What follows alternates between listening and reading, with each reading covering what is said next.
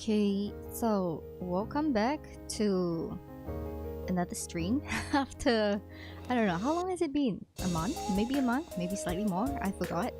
I am currently still kind of on hiatus, semi-hiatus. Okay, I'm coming back, but it will take me a lot more time to actually get into the swing of things. I won't be streaming full time because this year is crazy. Like when I say crazy, I mean crazy because I have let me just recall. Okay, university is starting next month. I have a textbook of over 600 pages to read, right? And there are 13 chapters. So if I were to put this into perspective, I've only read up to chapter 7, and every chapter just rambles on even longer than the last. So it will take me a while. I will be doing more study streams and co-working streams, if ever, because student life is hard life.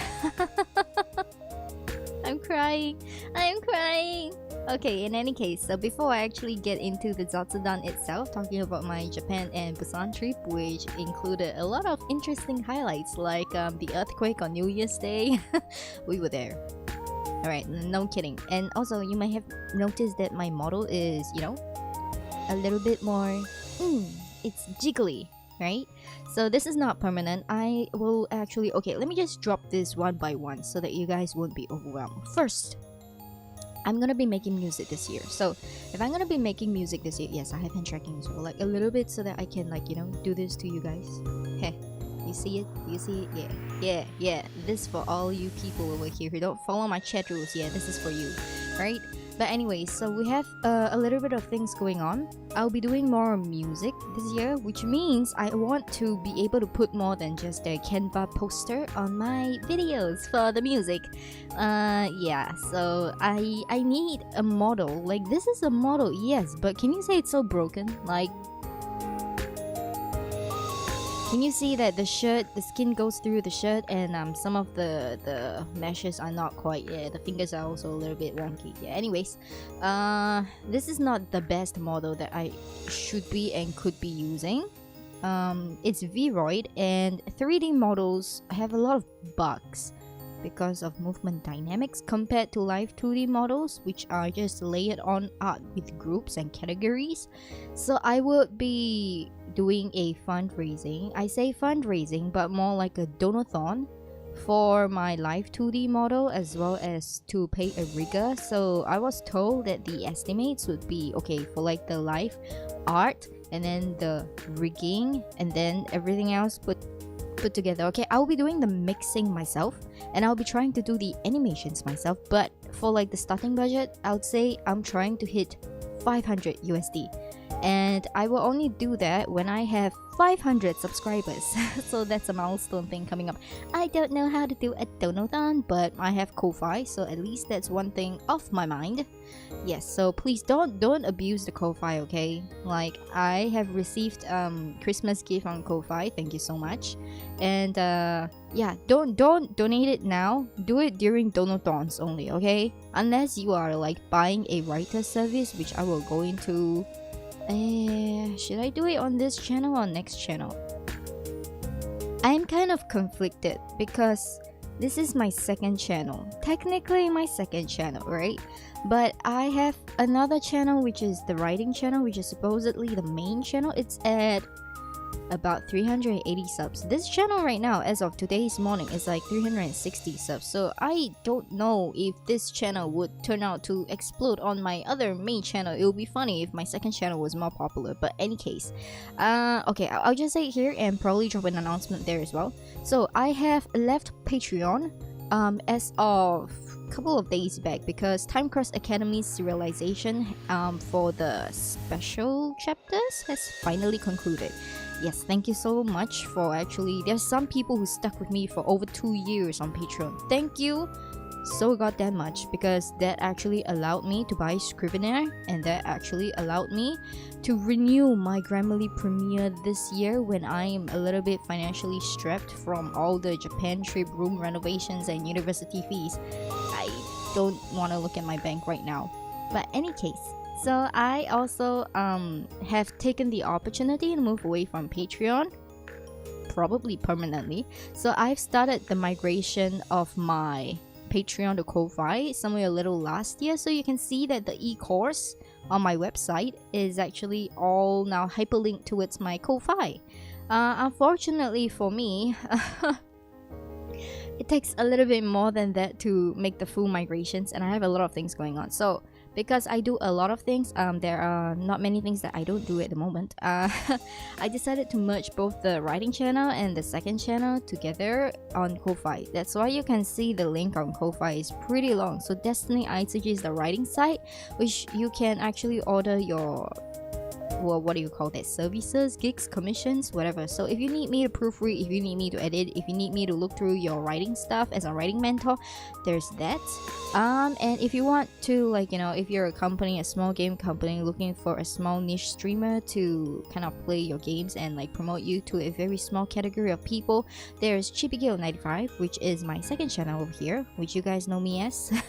Right, that one is also on Ko-Fi. So it's like for both sides of the world and every aspect of what I do more than that, including music and stuff like that. So Ko-Fi is basically a place for me to gather funds for all these projects, because it is very expensive. Okay, I'm not talking about my university fees that I paid hands down in cash.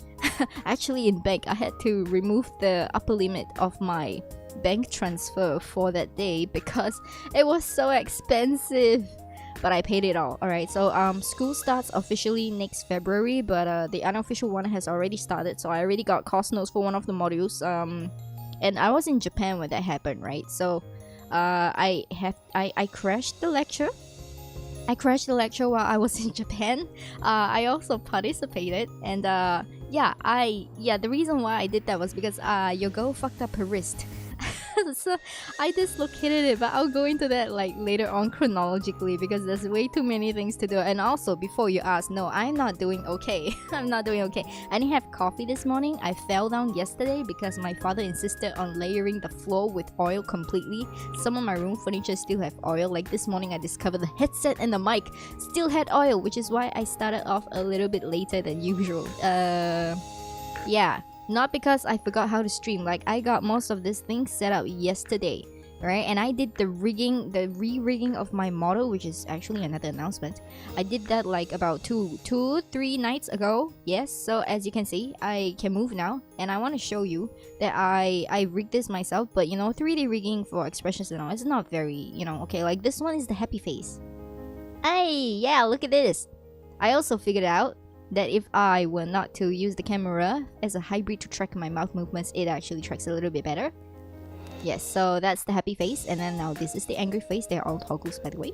So if I get really mad and you guys, like, you know, just call me short, I'll be like, who the fuck are you calling short? You wanna die? Yeah, so there's that. And then there is this face, which is probably very rarely used. Oh, are you sure about that?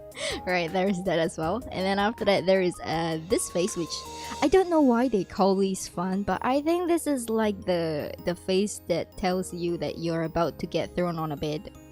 Hee.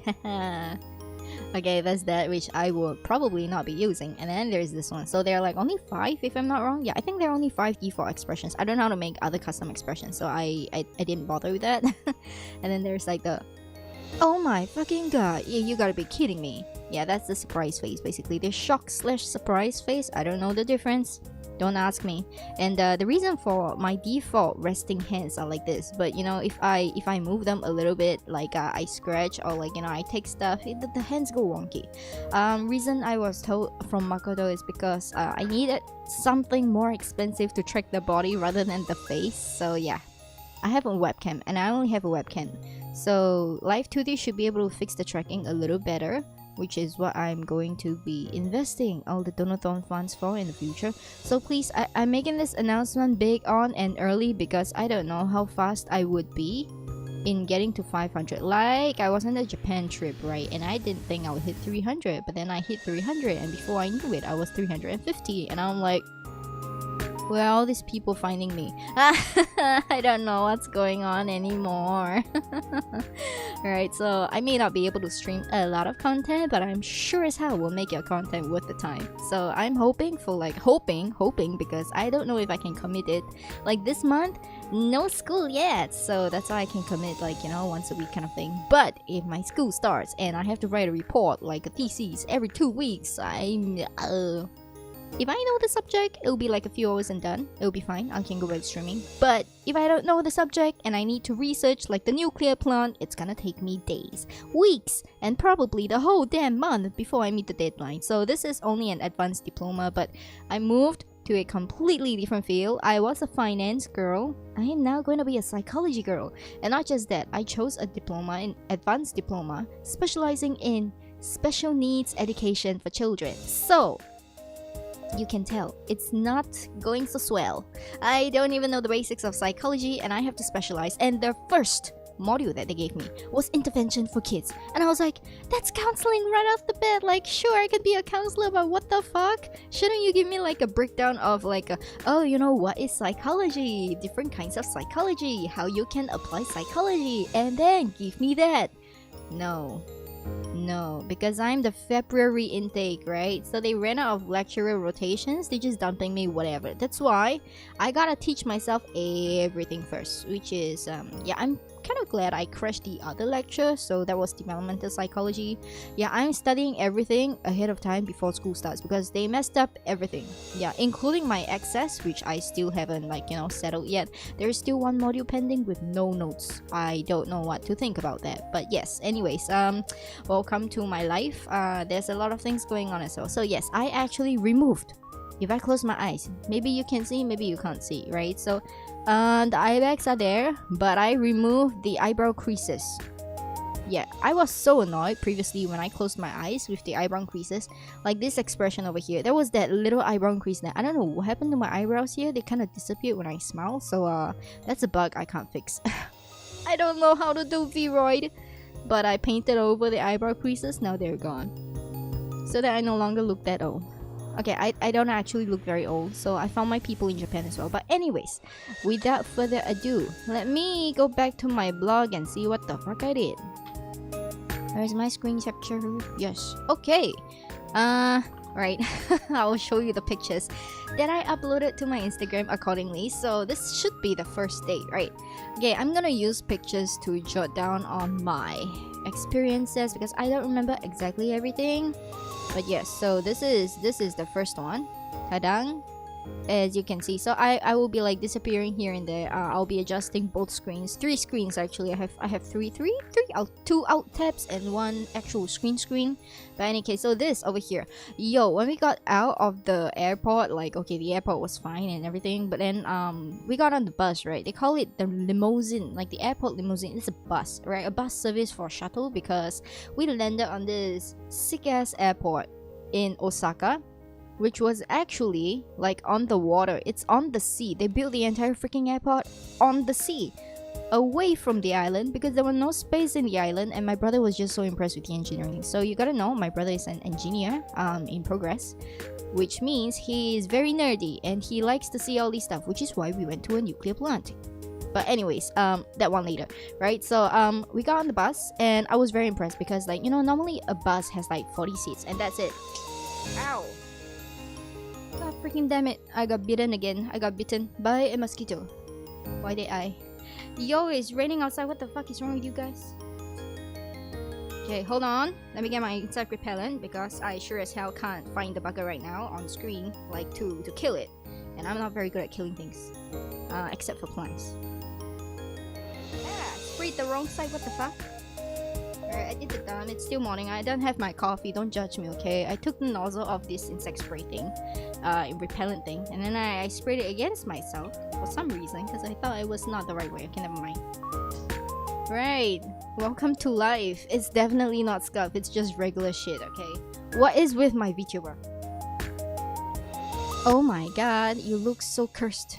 Why are you tilted to one side? Okay, yeah, that's because my camera ain't aligned. The wire is not long enough. It's like sitting at the corner of my screen. That's great. Okay, that's great. Where was I? Yes, so you know buses have like 40 seaters, right? In Japan, buses are 50 cap. Why? Because in between, okay, so imagine you go up the bus, there's the driver, and then you turn, and there's like 2 rows of passenger seats, 2 each, right? And then there's an aisle for you to walk. So what happened was, it was all completely full. And then we walked in and we were like, oh, there are no seats. So I made a turn around. My brother made a turn around. We walked up. The driver was like, "Doshita?" My brother, who is the ape, who cannot speak a single lick of Japanese, he's like And then the driver, he was like, must be a foreigner. And then he pulled down the seat from one of the passenger seats on, I think, the left aisle. And he folded down into a seat, like an extra seat on the aisle. And everything else is full. And my brother was like, oh, engineering 101. And he turned back and he told me to do the same thing. And I was like, oh, okay, so we're not standing. All right, I got this. I didn't got this. So he helped me to install the seat, which kind of looked a little like this. So you fold it down from the side. Can you see? It's actually attached to like the other passenger seat inside the armrest. It is very durable. So there's that piece on the bottom, and the thing that folds up as a backrest was also there, so you just folded it upwards. And there is also a seat belt attached, which is really impressive if you ask me. So this bus sat like 50 people, and yeah, I was amazed. Like, you can see there is a bag in front of me as well, so it's not exactly that cramped, and the seat was surprisingly comfy. It's not cushiony, but it's also it doesn't hurt my non-existent butt. Okay, my butt bones were not crying out for help, so I guess this is a win. It's so interesting. This is like my very first experience of Japan, like going in there and thinking, oh wow, this is exactly like Singapore, because I come from a city and all cities kind of seem like the same, except the internal experience here was just like, wow, if only we could have this down. Oh, by the way, these seats not just limited to buses, on trains as well. So like, I know in Singapore there's that foldable chair thingy for the elderly and everything else, and it will be folded up when people need to stand, but it's not very popular here, right? But in Japan, it's everywhere. Also, the one thing that really impressed me, because we took a train right after, right? And every single train there, okay, ignoring the heaters beneath the seats, because we don't need that in Singapore. We don't have winters anyways. But they have this rack thing, like, you know, the ceiling of the train can kind of be tall. Okay, it's not tall enough for people like my brother or like 2-meter tall basketball players, but for the general population, that's why I say I found my people in Japan. Right, for the general population below the height of 1.7 meters tall or something like that, alright, you have enough room above head to be doing things. So they actually made this like a, you know, like airplane cabins, but it's a rack. So you can put all your stuff up there, bulky stuff, you can all put it there, and then you can sit beneath it. And that's where you get extra space. So like, you know, Japanese lunch rush the hour, and then the trains are all packed. Yeah. The bags are all up there. So they gotta stand and fit more people inside. I am so impressed. I was like, okay, this is the level of hospitality that we need.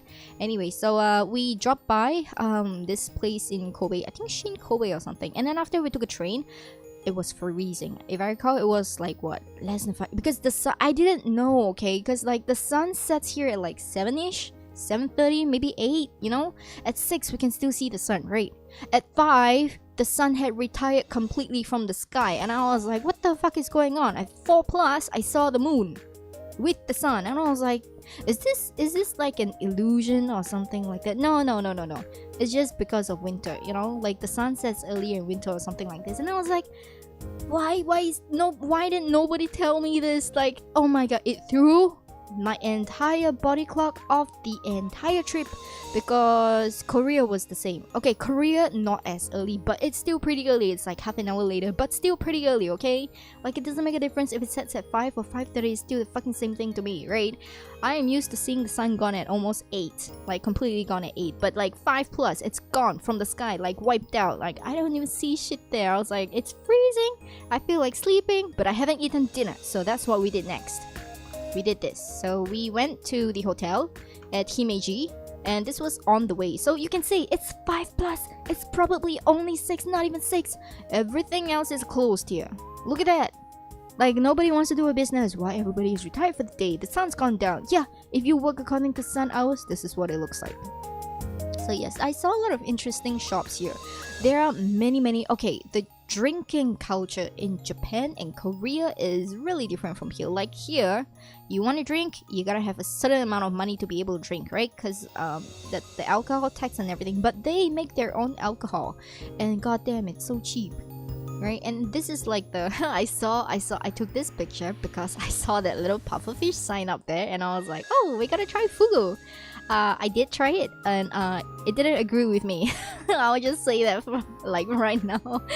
Not on this day though. So anyways, we were scouting around, and my brother, being the kind of person he is, he refused to enter any shops that didn't have English. So we finally found one dingy little place that had this machine that had English, and then we ordered from here because he's an antisocial freak and doesn't want to communicate with human beings, which caused us a lot of problems like later on down the trip, right? I will explain.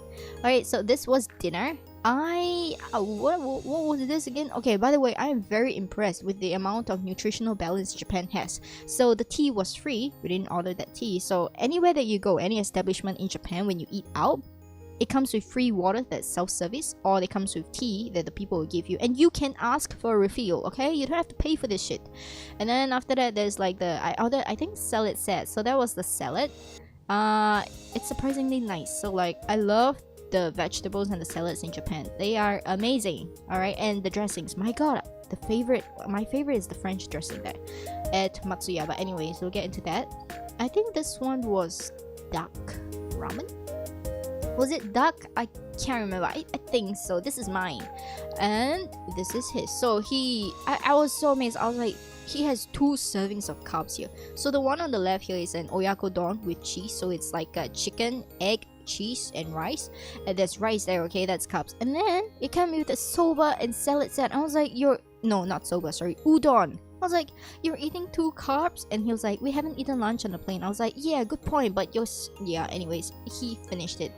And then there's that little thing over there, that Spy X Family. I don't know what that was. He brought it back. I don't think he's opened it yet. So that was dinner, and then we went for a walk around because we had to like understand the surroundings, right? And to see if there was a convenience store because we needed to get breakfast for tomorrow. So okay, the thing about Japan is when we booked all the accommodations online, we didn't get any of the breakfast sets because we thought there will be convenience stores anywhere, so we can just grab that for like the next day, which is a pretty smart thing to do, right? So that's exactly how the entire trip went, including in Korea, until I realized that Koreans don't really like bread. All they had for breakfast was rice, and I almost died. But anyways, so this was one of the things there. So I saw they were still having Christmas decorations. That was like on the 26th. Yeah, it was on the 26th. This is on the 26th of December. So yeah, very pretty Christmas lights that my camera didn't do any justice for. This is in the middle of the square near the town, near the train station. Our hotel is a little bit way out there, so it's in between the station and Himeji Castle, somewhere in between. This is the night view of the actual castle that we're going to. It looks really small here from the balcony, the rooftop balcony of the hotel, but you'll see the difference when we get there. Alright, so this is the first day, night done, and then the room was kind of good. The room was okay. Alright, and then the next day, this is Himeji. Look at that, Himeji in the distance over there, far cry of a distance in between the dead trees. Yes, so this was kind of what it was like. We had to walk. It was quite the walk. I'm gonna tell you right now, right here and right now, I think I walked the most on day 2. Yeah, it was, how many kilometers was that? 15 or 17 kilometers. Yeah, that was crazy. 15 to 17 kilometers we walked, and I was walking in unseasoned winter boots. It hurt my feet so bad, but I did it. And on average, right, during the whole trip, excluding the day that I was confined to the hotel for rest, the rest of the days were about 8 to 12 kilometers. Yeah, we walked about 8 to 12 kilometers like every single day. That's about 10,000 steps to... how many steps is it? Okay, we'll just say it's about 10,000 steps. It's definitely more. There were days I walked like 17,000 steps and asked myself, what the fuck is wrong with me? That was that as well. So anyways, yeah, it is what it is, right? So I had a lot of exercise, which is why I did not put on weight after I came back. I didn't lose either, but I didn't put on. Yes. Also, when I went there, I was still on my period. So yeah, just saying. Right, this is Himeji, the park, before we got into the castle. And when I say park, I was expecting like lots of trees. No, it's just an open space, a really nice community open space that you can play in and do all your community activities that we don't have here because Singapore is too small of an island to have any space. Right, this over here is like before we went to the castle and we saw the bridge, and this is not a pond. This is technically the second moat or something. So there are like 3 different moats in the Himeji castle thing. Like we saw the map and the infrastructure. This is the main gate towards the outer court of the castle, I think. Yeah, anyway, so this is like can you see? So there's like the moat there, the small one, and then the moat is like the bigger one around it. It kind of looks like a river. That is also a moat, by the way. Right, and then they've removed some of the parts there, so there's a lot of reconstruction. Hello Cephalonia, good morning, thank you for joining. And yes, I am back, but I'm not good. Right, so this is Himeji Castle. So inside the Himeji Castle, around it there are a lot of other attractions as well, so I was like, I want to go to all of them. Yeah, we yeah. So we bought this combined tickets. When you see it in my blog here, so day 2 journal, so historical Himeji with Princess Sen and her 2 husbands, right? So if you take a look at this, I did mention here also my blogs are fucked, so I'm crying a little bit. Yeah, I realized that if I deleted pictures, it also deleted everything, so I had to embed everything like that, embed everything like this in the blog. But anyway, so yeah, it basically was like, where is it? Yeah, I wrote a very long blog because it was such an interesting journey, all of this. Okay, so anyways, I would recommend you to get both these tickets together if you want to see both these places, because the combined ticket is only like 50 N more expensive. But if you were to buy them separately, it's gonna cost you a total of 300 N to get into the garden. When you buy it together, it only costs you 50 extra to get in the garden, so we got the combined one. But it's a lot of walking because, as you can see, it's 500 meters apart from the main entrance of the Himeji Castle. And in the Himeji Castle itself, there are like 2 different main structures of castle that you want to see, excluding all the tours on the outer grounds. Yeah, but you still want to see those because it's really interesting to see the fortress walls. I would say the fortress walls and all the running ways in between. Yes, so this is what it is. We've got this. Please buy this if you're there. And also, if you see Himeji Castle, you don't have to go to any other castles anymore in the entirety of Japan, because this is the best.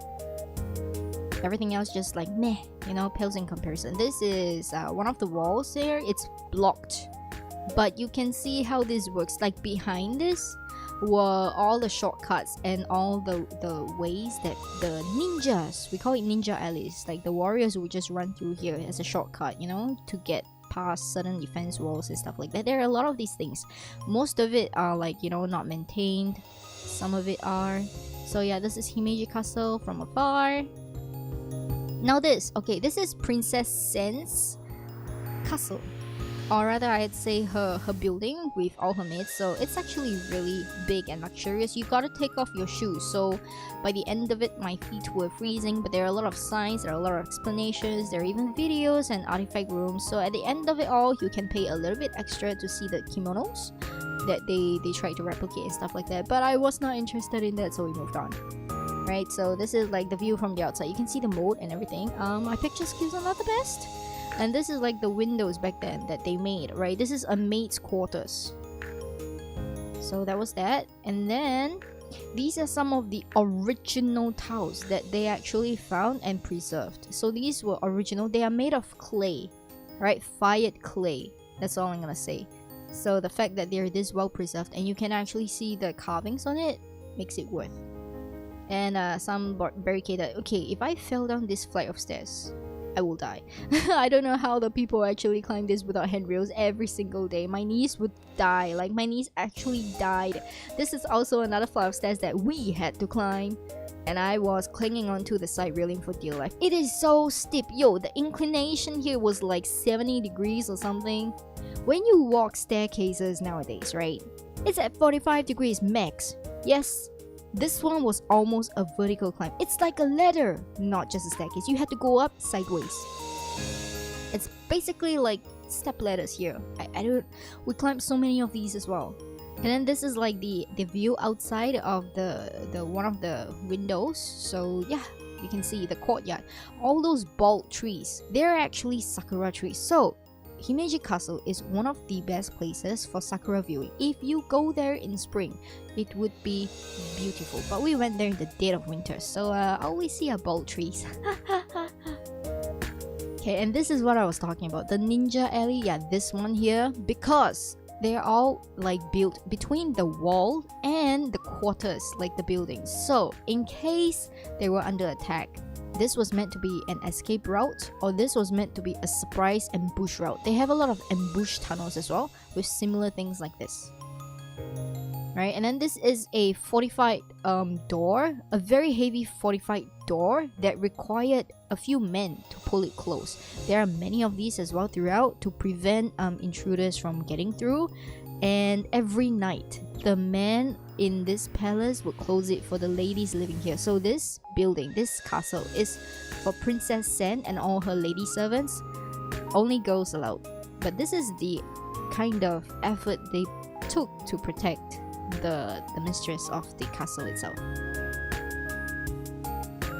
So all these over here, these were some of the things that my brother were interested in. It's engineering stuff. So basically he he had me to help him out with some of his filming for his school project. So I guess it's not a completely worthless trip, so it helped him out as well. So the one on the right over here, it's about how they carved wood with precision, like, you know, cutting and sculpting, so that they don't use any nails in the initial construction of this thing. Yeah, it is very firm and it is very steady.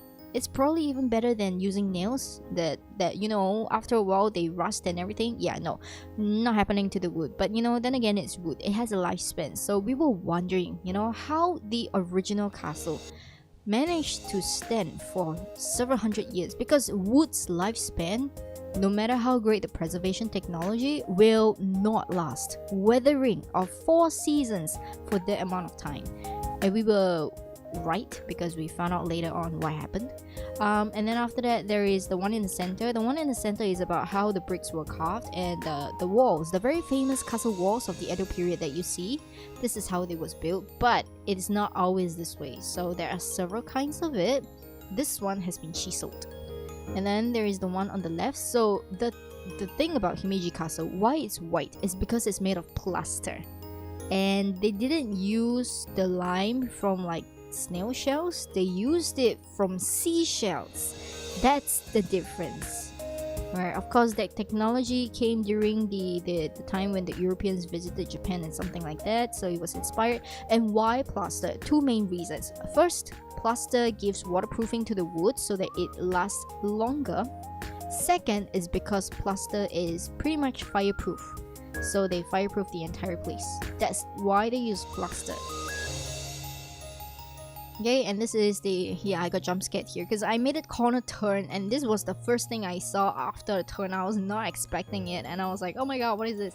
So yeah, this is the carving statue of Princess Sen, and this is where, this is literally her quarters, like where she was in and where she lived.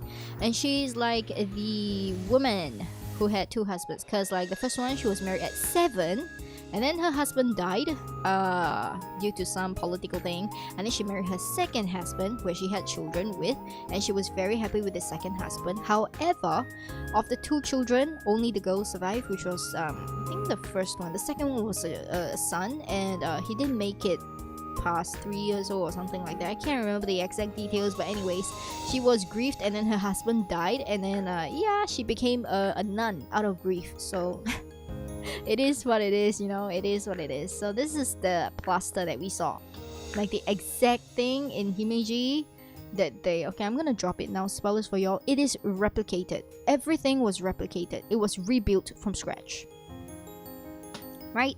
So here, this is the oil room, or rather, should I say, this is another well room. There are like, I don't know, about 15 wells in there, like completely in the castle, right? There should be about 15 wells, indoor wells, like this one here. Kind of looks like the one that you see in Inuyasha, where Kagome jumps down and then gets transported back to the Edo era or something like that. Yeah, it is the exact same thing. This one is about 16 meters deep, so yes. And not all the wells share the same water source for reasons. And this is from the main castle looking out. Can you see the roads? Yeah, it's a very nice view. So the castle looks big from the outside, but as you get towards the top, there are 7 floors but only 5 roofs, so that's an optical illusion. If you look at it from the top, it's a very small room. This is not yet the top view. I think this is the 2nd floor, 3rd floor, 2nd floor, something like that. But you can see, if it were like a few hundred years back before all those buildings came about, there is no way you can be ambushed by enemies because you can see them coming from like the other mountain or something like that. You know, you have time to rally your troops and prepare for defense. So this castle was literally made to never be defeated, but it was never even attacked, so I guess it won in that sense. And yeah, I didn't get to see the actual stuff here, but it's okay. So this is a comparison. The one on the bottom, you can see that is the Chinese version of it, and there is the Western version of it, and there's the Japanese version of it. I don't know what's with the horns, but anyways, yeah, there was so many people to look at another flight of killer stairs. But this stairs, we found out it actually had trapdoors over it. So yeah, I guess now you can see why, if the intruders were trying to climb up these very deadly flight of stairs. By the way, it did not have railings before, so all the defenders had to do was just kick one of them down and they will come down like bowling pins. Pretty interesting, huh? This is the layout of the castle. Okay, can you see here? The one on the left, there are like 1, 2, 3, 4, 5, 6, 7 of it. Okay, 7 including the basement over here. There are 7 layers of it, but if you look at the roof, 1, 2, 3, 4, 5, there are only 5 different layers of roof tiles. So initial ones was 3 floors, and then the different owners added more floors to it and more roofs to it, and it became something like my Minecraft house, bipolar. You know, the structure is kind of confusing, but it attests to how many people actually lived in this one. This is the very top floor. So if you are wanting to try, this is a shrine, the Japanese shrine. So I think it was like clap 2 times, bow 1 time, ring the bell, and bow another time, something like this, right? But I didn't have like a religion, so I just moved on. And coming down, we saw this place. It's a replicated version. I didn't know that the rifles were as long as their katanas. So they had like katana display replicas and the rifle display for this weapon rack and like the spears or something like that. And I was like, were these rifles so long back then? Like, I didn't recall it to be this long. But my brother said that it was Japanese made back in those days. It's not the ones from Europe that they bought or, you know, borrowed and stuff like that. We're not talking about the one that you have to put in gunpowder and mix it before you can shoot. No, not the one used in World War I, but it's a different kind that they made by themselves, or so he claimed, using their own understanding of how these worked. Yeah, so I don't really know what's going on. Okay, and then this is like the secret courtyard that we saw. At first we thought it was meant for laundry, but no, it's actually not meant for laundry. This little space here is a connection between 4 different palaces that joins in this small courtyard thing. So you can suppose this is like a shortcut that nobody else knows, and there's no door down. You have to go up before you can go down, which is kind of weird. Like I said, the internal structure of Himeji Castle is questionable. This is the entire structure of Himeji Castle, but like a model version, you know? So can you see how many beams there are? Can you see how many roads there are that absolutely sometimes lead to nowhere as well? There are rooms like this, by the way. I don't know why, but it's there. And these are the original tiles. Like, there are many of it with different families. Every single pattern of these tiles would belong to a new generation of owners. I would say homeowners. And this is the replica of the town and Himeji itself during the period that is. You can see there are like modes, right? One mode at the castle there, the very obvious castle wall boundaries, and then the second mode is between the merchants and the samurais, and all the nobles will live closer towards the castle. Outside there was the farmer and the peasants, and then outside the farmer and the peasants there is another wall yet again. Yes, that's the very ancient boundary. So they have 3 different layers of defense. That's like probably, I don't know, 10,000 people living there. I don't know my historical numbers. Okay, and this is a video of me like very shakily taking this. Or was it my brother? I can't remember who it was. It's horrible, but yes. So this is the view from in front of Himeji Castle. Oh, by the way, in the courtyard there was a live band playing earlier, and this is a very nice view of what it looks like and what all the tourist pamphlets would show you anyways. Yep, and then we had to go down. So going down, there's a lot of these kind of things. So this is another secret thing that is like I can't remember what this is. Some storage shed, armory, or stuff like that. Also, they do have toilets, but it wasn't used. So yeah, this is inside the barricaded area. I don't know why. It's meant to be a shortcut, but they sealed it off. This is also meant to be another tourist spot that they sealed it off as well. And then this is the, you know, the 100 Nights horror thing? Yeah. So this is the well, whereby some jealous lover died. Was killed actually, not died, sorry. And then after that, there before you go out, there is this exhibition on how the people dressed back then. So the Daimyo procession. Yep, and then they have a lot of weird things like this saddle and this thing that you carry things in. I don't know what this is for, but like they carry a lot of things from food to shoes and umbrellas. And like, okay, I can understand swords, I can understand clothes, they had like a really weird like this. I don't even know what this is for. And then how you tell the difference between the lord and their servants or their samurais is basically the family brocade or the things that are stitched onto it. That's how you tell. And then this is the entirety of what they bring, and I was just like, okay, I don't get most of this, but it looks funny. Yeah, this is like literally one part of the entire longboard of explanation. There are so many things, and there are so many people doing so many things in just that march of like, what, 19 kilometers? Crazy. And I told my brother to move out of the shop for this one because, yeah, I don't know if they're tourists or like if they're like local Japanese tourists or anything, or if it's like an event, but you know, they look pretty in kimonos, and I didn't wear a kimono because it was too freaking cold, and I was like, oh, props to them. Let me take a picture. Traditional Japan. But not really traditional now. Tourism. And this is a shortcut as well. I nearly hit my brother's head. Right, and I want to explain the holes on the wall. Okay, you can see there's rectangle and circle holes. There's also one more shape that's triangle. Every single hole is for a different thing. So the rectangles are for the arrows, the circles are for the guns, and the triangles, I forgot what the shit they do. But yes, something like that. There was so many things. And enough of the castle. So we finished 2 different castles. So the Princess Sen one and the main Himeji castle. That was the castle tour. It took us 2.5 hours. Yeah, but before lunch, like we had a very strange hour for lunch. It was like 3 p.m. because after the castle, immediately we went to this, which is the renovated samurai residence that turns into a 4-season kind of park. But because we came in winter, so it was like the worst season to go and see a forest. I did get to see the bamboos though, so that was that. You should just go there in like spring or autumn because winter is not the best. Summer might be even better than winter. There was no plants or whatsoever, but I did see bamboo. So this is like at the entrance, and then like all the Zen gardens and formations, they were really pretty.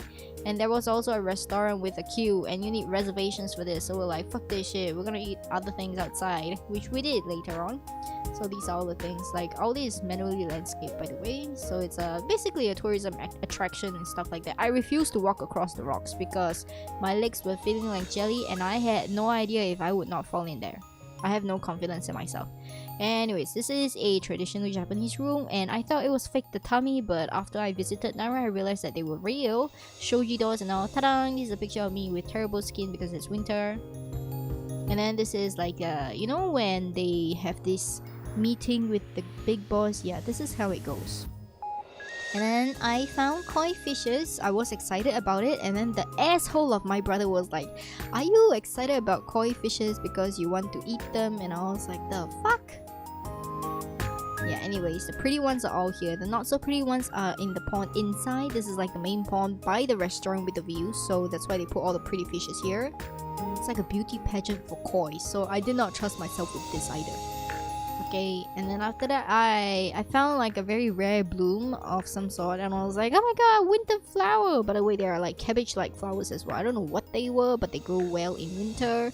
And then this is the exit. So yeah, and then I got obsessed with Japanese lanterns. I was like, oh my god, this one looks fat, I have to take a picture. And I had so many pictures of it already. Yes, don't ask me. So this is like the... Yo, you know this door? It's like exactly my height. So I could just walk through without even crouching, but my brother would have smacked his chin into it. So it was really funny. I was like, why did they build a wall this short? Like, okay, if it's for midgets like myself, I can understand, but shouldn't it be like a little bit higher? Or was this originally not a door that they just knocked a hole through the wall? Like, you know, you wouldn't know, you wouldn't know. And then these are like some berries we were contemplating here, because I was actually a little hungry. I was like, should we eat this? Can we eat this? Like, if I take like 2 of this, will they know? Will they know? Will they not know? And then after that, my brother was like, what if they're poisonous? I was like, yeah, better not then. If it weren't poisonous, it wouldn't have deterred us. So this one is supposed to be a seedling nursery, but because it's winter, nothing is growing. Except this ones. I don't know what these are. These are like baby lotus flowers? And then this is a random shot of a dream because my brother had a business call and I was lost. Inside photo should have been the tea ceremony house, but we didn't get to see that, so that was kind of sad. And another stone lantern because I am obsessed. And then I was wondering what the fuck these were, because these things didn't just make walls, they also made the roofs of the tea houses and the huts and the pavilions and stuff like that. And I was like, why? What is this? Like, is this some kind of farmer bundle or like wheat? Or they look like twigs to me. I think they are twigs. Like, why they do this? Like, I don't understand. Some trees that look like bonsai. I couldn't be sure if it was bonsai. It looked like bonsai, but I don't know my plants. Yes, so this was in the garden, and then this was also in the garden. So remember I said it was previously a samurai lord's place that they excavated to redo into a garden? Yeah, so some of these things that they excavated were the original items of this poor samurai's house that I don't know who they are. And this was the actual, like, you know, floor plan when they were excavating it. It took them a while, like quite a while. Yep. This by far my favorite place in the garden, because this is where all the ugly koi fishes are. And then also because the pavilion over there, it makes like for a very good poem, don't you think? Like, you know, those in like the Chinese wuxia, and then like there's this like cultivator just in the pavilion there looking out towards the pond in the far distance with flowing robes blowing in the wind. Yeah, that kind of thing. Or like a just good place to play like the zither, or a good place to write poems and study in there. I don't know, man, but this looks like out of a movie set. I wouldn't even be surprised if they shot actual movies here. And then there is another row of bamboos, and I was like, yay, all that was lacking was a panda. And then there's this thing, which I was like, huh, interesting structure. And then this did not work. It's there for sure, but it did not work. It's not structurally meant to work. And then there's this, which I can confirm for you that the well is fake because I took a peek beneath the bamboo things. So the bamboo things are just to prevent the mosquitoes from escaping, but it's not very good though because it's already opened. And then there is this, which the bamboo furniture here looks really nice. Not gonna lie, it looks really, really nice. I really like the traditional vibes that they give here. Really like that. And this is where we had lunch. So we spotted this across the road after walking like the second one. See the ice cream place there? We're like, they have ice cream. It was winter, by the way. They had ice cream. What do they sell? Oh my god, they sold food. And then we went in and this was it. It was very rustic, very, very like, you know, homey vibes, very, very make yourself home and whatever kind of vibes. Not a very up-class thing, but yeah, it was homey and it had English. That's the reason why we went in, now you know. So I had the oden set because oden was one of the things that was on my mind and I had to know what it was like. Because I heard it was good and it's only winter and I was like, yes, please. And then my brother had the regular pork cutlet and rice curry. This is mine. So I thought oden was a soup, but no, oden was kind of like things in a soup or a stew. I loved the daikon the best, like the white reddish thing, the circular thingy there. Yeah, that was the best. It literally melts. I am thinking of making it myself, but I don't know how. I gotta research that, right? And the one thing that I realized about Japanese meals is that they give you varieties of little things that make you full. And then we ordered this fried octopus. Yo, this was the best. It's like fried chicken, but better. Kind of. I don't know. There's like a significant difference there. But yeah, it was so good. It was piping hot. It was good. It was freshly made. I was like, did octopuses usually taste this good? I had no idea. Yep, this is the octopus on the inside of it. It was so good, with sauce as well. And then this was my brother's. He was like, it's not spicy. I'm like, it's Japan, it's not gonna be spicy. And then this was some of the places that we walked past before we were going back, because I wanted to go to the zoo, the city zoo. They were like, we have 100 animals here. The one that caught my interest, penguin. I was like, we have to go now. Yeah, that was how we ended. So yeah, some of these things also shocked me. So I don't know what these are. These are like the traditional sweets, but this one's here, I was like, what is this? Is this supposed to be like a fruit? And then I saw the English, they were like, oyster. I'm like, you eat preserved oysters? Oh my god. Like, you know, the original ones already taste bad, but now you eat them rawly preserved? Oh no. I didn't buy them, of course. I was just like mildly horrified. I took a picture and then I quickly left.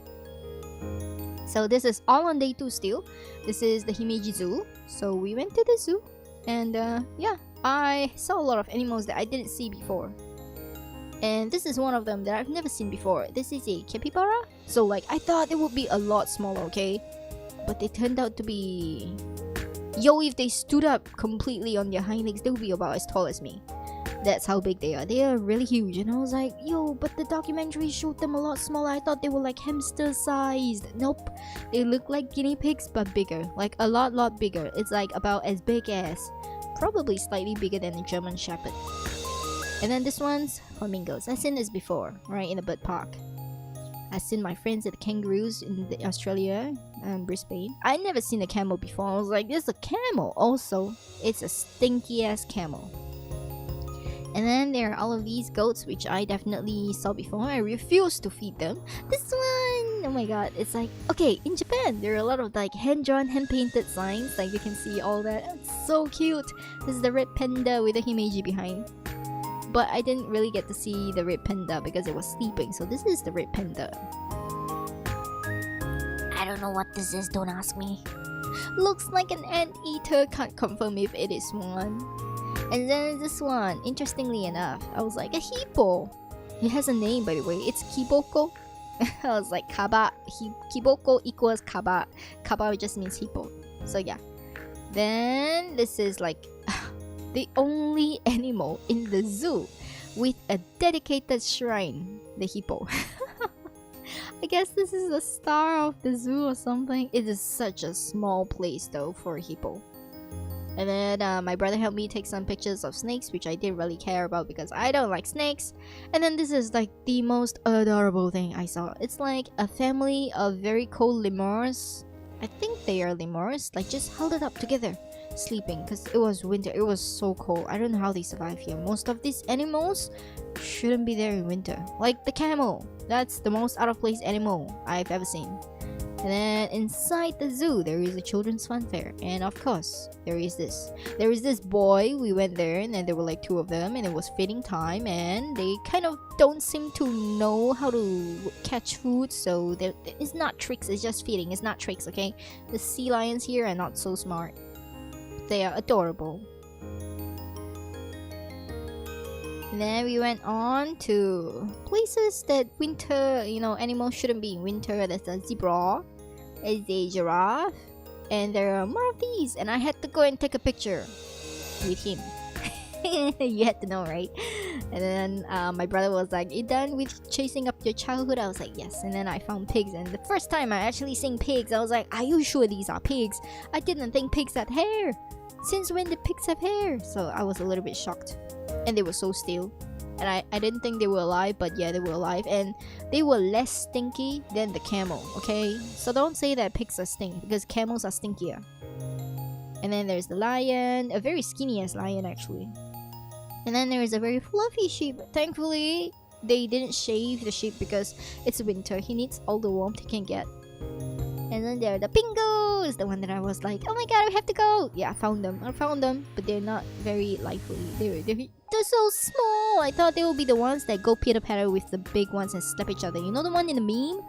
Yeah, I thought they would be like that. I was like, are these the pingos? Yeah, these are pingos. But I'm like, oh my god. Most of them were swimming though. And then I found this guy, pelican. with a bunch of birds that I don't know. I'm so sorry. Probably the one on the right is a seagull. I don't know the rest. I don't know. I'm so sorry. But I did see a Japanese heron in the wild, and we were attacked by a crow. But that one is a story for later. And then this one here, it's so cute. I saw this and you're like, Pio, Pio. Oh my god, there's a chick. Yeah, we found the chick in there. Like the yellow blob beside all the hands. That's a chick. Pio. It's hand-drawn, by the way. The signs are all hand-drawn. I like that. Oh yeah, speaking of hand-drawn, there was also a hand-drawn notice saying that because there was a bunch of flowers left in front of the capybara cage, so the capybara's mate actually died. So yeah, that's why he was not so lively. And there was a freaking foreigner, alright, I don't know which country they were from. They slept on the capybara's cage because the capybara was not responding, just to take a photo. I like literally like, okay, even if you didn't know that the capybara was depressed because his friend died recently or something like that, you shouldn't be sleeping on animals' cages, right? I was so... Anyways, this guy over here is a cutie. Right, this Fukuro. I didn't go to like an owl cafe, so I'm kind of glad I actually came to the zoo to see one. So this little guy is sleeping because it's technically day, or at least I thought he was sleeping. He's not sleeping, by the way. Oh no, what did I do? No, I pressed the wrong button. So yeah, there are a lot of Fukuro, so I'm kind of glad. I just didn't get to pet them, but I don't think it's wise to pet them either. Here, look at all these barn owl, white barn owls. This is not an owl, this is an eagle. So yeah, I didn't go to the Fukuro cafe, but I did see it. These are all hawks and eagles, and then these are like the nesting materials for these birds. Look at this, ostriches.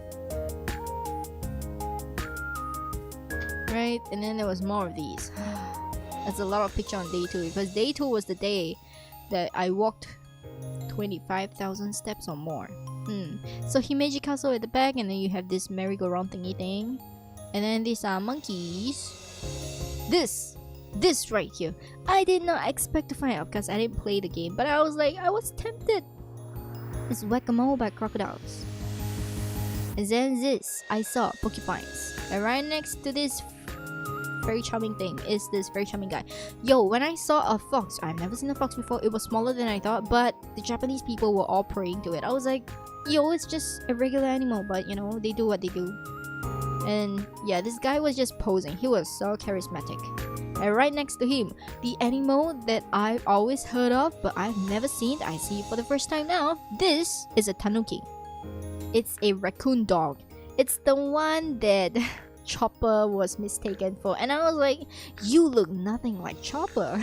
So Tonakai and Tanuki, it's not a Tanuki here. So these are the creatures that, you know, when you watch Japanese anime and then they use the leaf to transform and stuff like that. Yeah, so it's like Shippo and Chopper kind of together, side by side. They were both prayed to, by the way. And then I saw some birds, which I don't remember because I'm not good at birds. And then I was very surprised because this lady was using a payphone. And in Singapore, all payphones are extinct. That's all I can say. I was like, they have this technology? Then again, I should not have been surprised. Because Japan is a place that still uses fax machine. I was like, who uses fax in this day and age? I don't even have... Yeah, by the way, we went to Tokyo. We saw so many shops with CDs and video records and DVDs. And I was like, you use those? In Singapore, laptops no longer have CD players. That's all I'm gonna say. That's how terrible it's been. Yep, and then there is this burger place when we were going back, and a kimono shop, which they make the kimono for you from fabric, which I obviously did not get because, yeah, I have no telling with that, and this weird ass store, funky looking thing, and a shop that sells school uniform. So this is us going back to the hotel to get our luggage because we had to transfer to a different hotel at Kobe. And then this was the new hotel after a very long time. I was so tired, man. The hotel lobby was on the 2nd floor. I was like, are you sure we're in the right building? Yeah, it is, right? And then they had self-service toiletries, which I suppose all hotels do there. I was so surprised. And yeah, this place though had the best soundproofing. So there was a construction directly on the road opposite of the street here that we were facing out the window, and I could not hear a single thing from inside until I opened the window. this was the best soundproofing room. But if you sleep with someone like my brother who snores, no amount of soundproofing will give you sleep, okay? That's all I'm gonna say. So yeah, this is the washroom, which is why I said when I came back from Japan, I wanted a bathtub, and I also really like the bidet. So I was like, can I use this? Can I have this? But water bills in Singapore is so expensive, so I'm gonna have to pass until I get really rich. And then this is the view from outside the window and stuff like that. Can you see the okay, you can't see it here because there's a construction. Okay, a little bit towards the left, you can see where the construction is heading and where the construction is going. But yeah, it's a very busy place, and we found this on bookings.com. My brother has so many bookings for this trip right now, so I think he is like a booking.com member or something. Anyways, we had breakfast with like the convenience store food that we found on the way back or something. Yeah.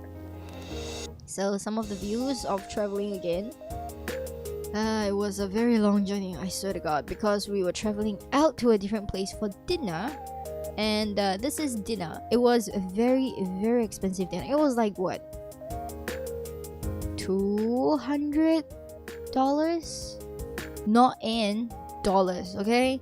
$200 for these two really, really, really not so huge chunk of meat. Yeah, they are both 180 gram steak. So I think the one on the left with the redder one, okay, is red meat, obviously. And then the one on the right, the one with a lot of white fats and stuff like that, this was the delicious one. This is the sirloin or the steer. I think it's the sirloin. I can't remember exactly, but it was so delicious. Yo, this thing melted. It didn't even need MSG, and it did not have MSG, and I finally understood the reason why people love flavor. Okay, like for someone who is allergic to MSG, right? This was the best thing I've ever eaten in a steak. So yes. And I didn't know because it said teppanyaki restaurant, right?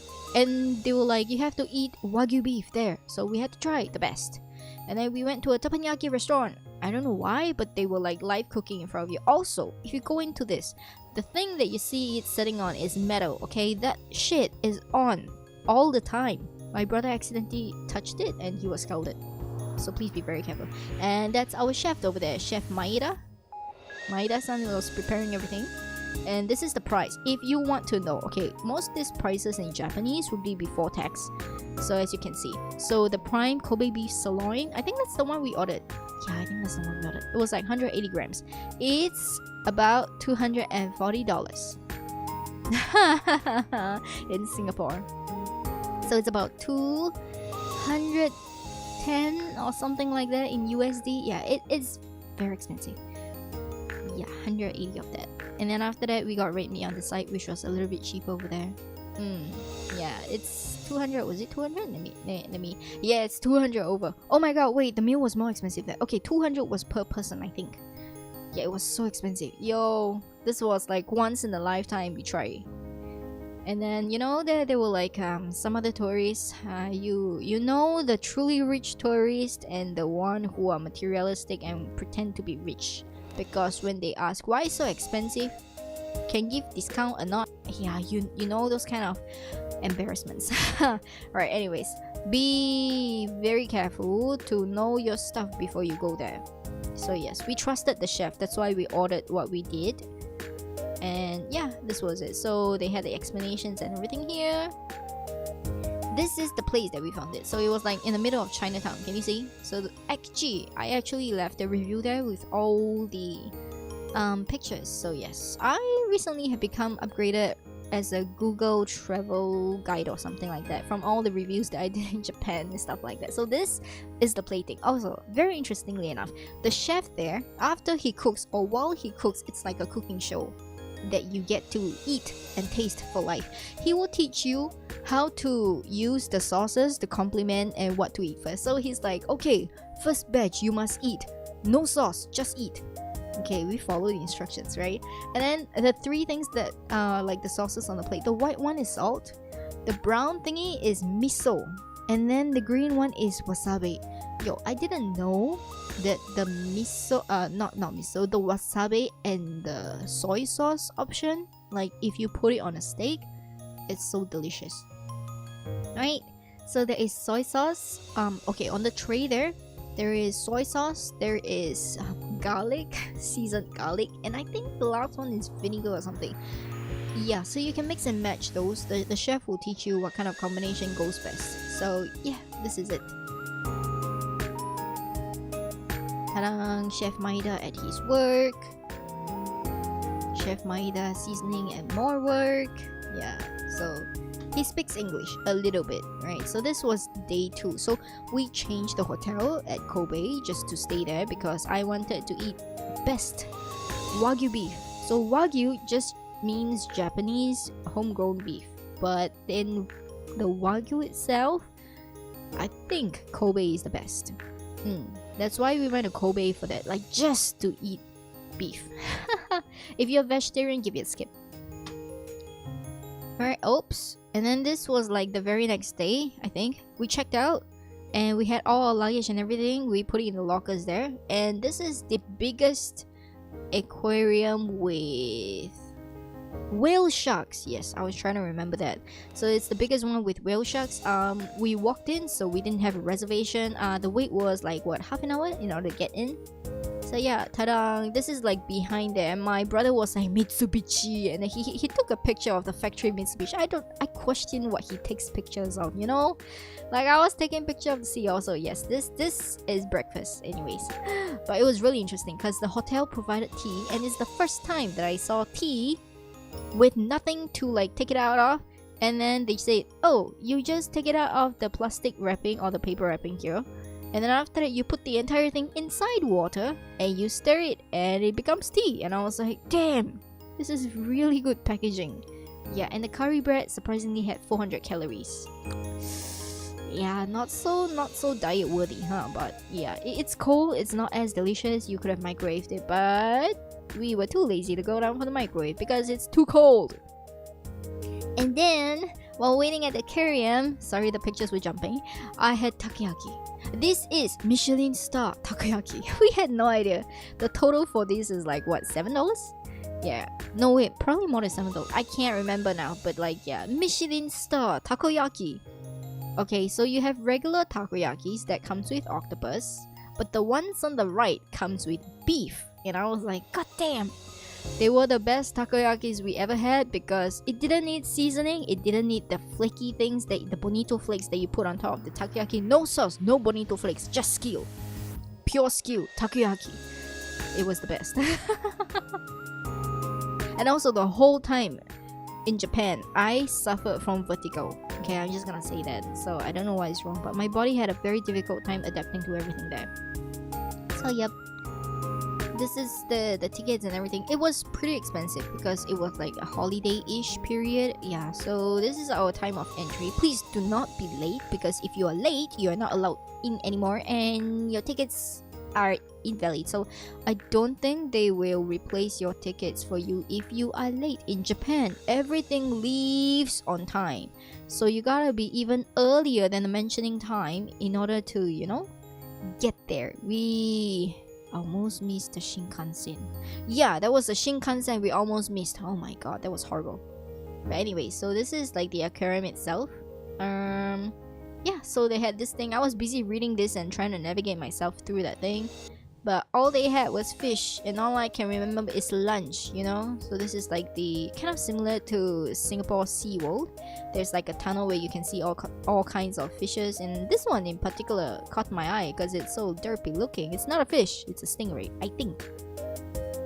And then there are otters, and I'm like, otters are cute, but the queue to take a picture with these tiny little creatures all the way down there is not cute. Also, this picture not taken by me, taken by my brother, judging from this angle because it's above people's heads and I'm not that tall. And then there were these as well. So initially I thought like, you know, oh, it's just an aquarium with all these kind of things. So these are like what, puffins? Ducks? I don't know why they are there. I'm like, it's an aquarium, right? It's an aquarium, right? Shouldn't it be fish? No, they had animals there too. I don't know what this was, but it is where it is. I think it's a badger or a badger, a B-A-D-G-E-R.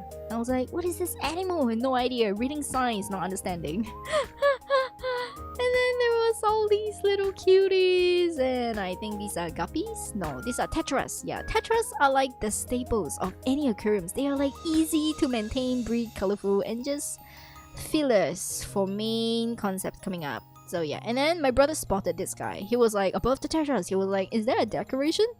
And I was like, "Decoration? What decoration?" And then he pointed to that. I was like, "Hold up a damn second. No, it's a real one. It's an iguana, for crying out loud." And my brother was like, "Are you sure it's alive? Don't they usually move?" And I'm like, me trying to think about what kind of lizard actually moves. Like, bro, I don't think big lizards move that much, you know? Only the tiny house lizards will start running, because an iguana looks like a lizard to me. And I was like, no. And I mixed it up with a chameleon, of course. So I was like, yeah. But anyways, we stood there for like a whole 3 minutes just to confirm if it was alive. Yo, what is wrong with us? When I travel with my brother, I feel like the brain cells have all gone to a different department.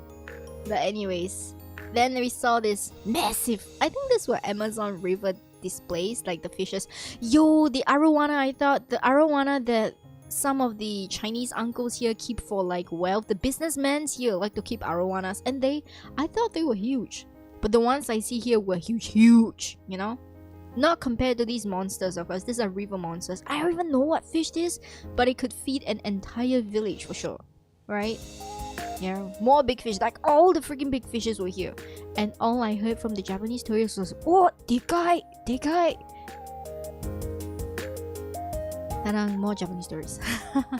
And this guy here, the arowana, I was like, damn, they really grow to this size. But probably not in your fish tanks. And then I thought these were lohan fishes. I couldn't be more wrong, because they were actually piranhas. And I stood there for like a solid minute, like just showing them my teeth and you know, trying to inspire these guys to also do the same.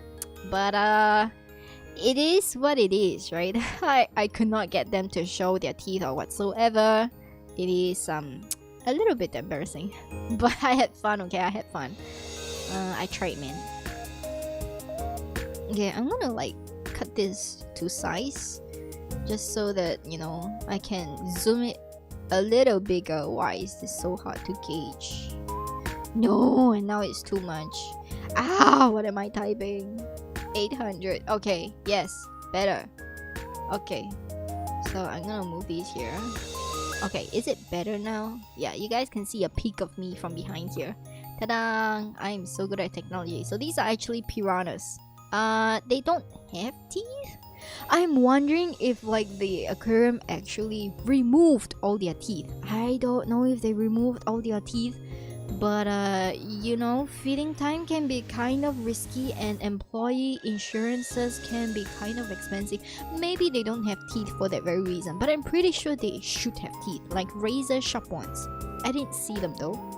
And then, yo, when I went to Ueno Zoo, no, not Ueno Zoo, when I went to the Himeji Zoo, I was like, I want to see the pingus. I didn't expect to see the pingus here. And these are like the smaller pingus. Like, oh my god, they're so derpy. And the glass is very oily. And now I saw the big pingus, the pingus that I expected to be seeing. I was like, oh my god, the pingus. I stayed here for a good 5 minutes. Just trying to get a pingus. Yeah, a lot of them are standing this time, so not a lot of them are swimming. That's great. And then we saw this. I was not expecting this, okay? Never, even though when I was in Australia, never have I found a dolphin. And I was like, these are dolphins. It's not the pink dolphin, not the drink, not the pink dolphin, but these are dolphins, bottlenose dolphins, I think. Can't remember. But they were so freaking fast, my phone couldn't catch them at all.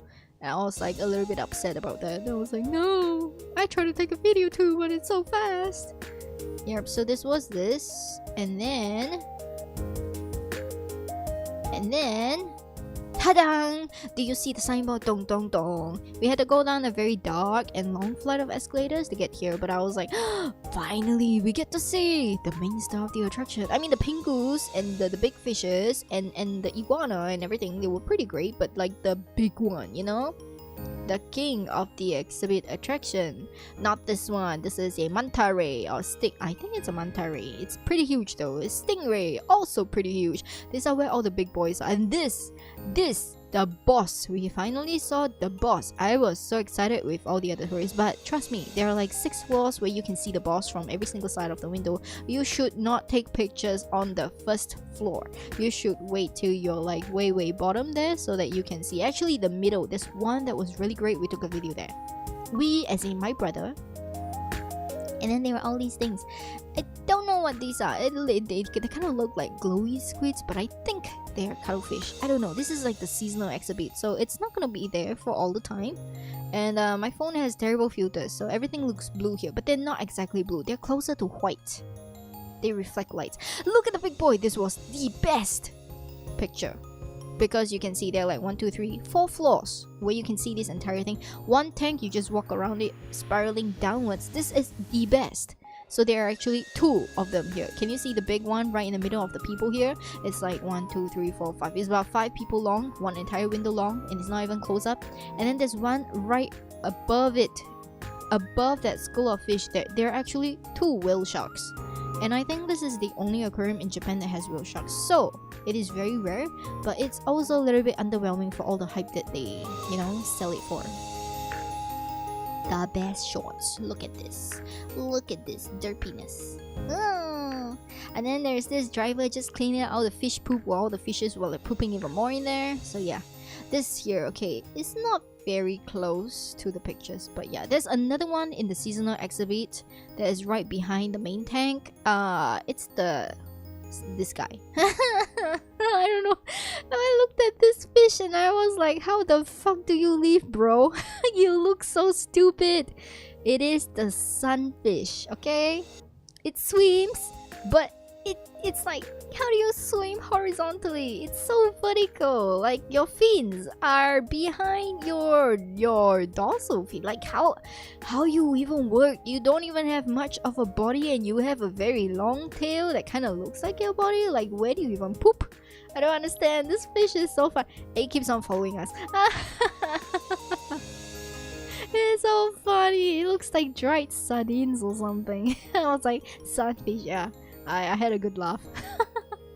And then we went to this other one. So these are the very rare crabs. So it's like there's a section away from the other aquariums because they had to have 5 degrees control of the water. It's the Hokkaido exploration region, right? So only in Hokkaido you find all these delicacies. We call them delicacies because literally they are caught and eaten only in Hokkaido. It's so rare to get them out. Ta-da! All the hairy crabs and stuff like that. And then I was like, what is this? You think it's part of the rock, right? They're actually fishes. So it looks like a grouper. It's not a grouper, it's a rockfish. And yes, they actually have this in Korea. People were selling pufferfish and rockfish like no tomorrow in Busan. And I was so afraid to eat them because they were all laying out in the open in the wet market without ice. That was the best part. Without ice. Yep, so these were the guys that we couldn't catch when we were up there. So these guys were all swimming very fast. That's why you see the camera is kind of wonky with the quality. They are like seals. These seals are actually a lot faster than the ones we saw at the zoo. And then we got this derpy looking guy. So I don't know if this is a pufferfish. It kind of looks like one. Or actually I don't think it's a pufferfish. It's probably like a porcupine fish. It's so derpy. Look at it. It's so cute. And then this is a seal. It kind of looks like a dead fish at the bottom there. It's sleeping. I'm pretty sure it's sleeping, okay? And then we went to... Okay, normally when I go to an aquarium, the jellyfish exhibit is my favorite, right? But in the Osaka aquarium, it is not my favorite because a lot of the jellyfishes in here don't have color. So usually when you go to an aquarium with jellyfish exhibits, they will put different LED displays and peek through windows that you can get close up to the floating jellyfishes, and they will play really nice and calming music, which this aquarium doesn't have. So all the jellyfishes were very difficult to find and see because, you know, jellyfishes don't have color. They are mostly transparent.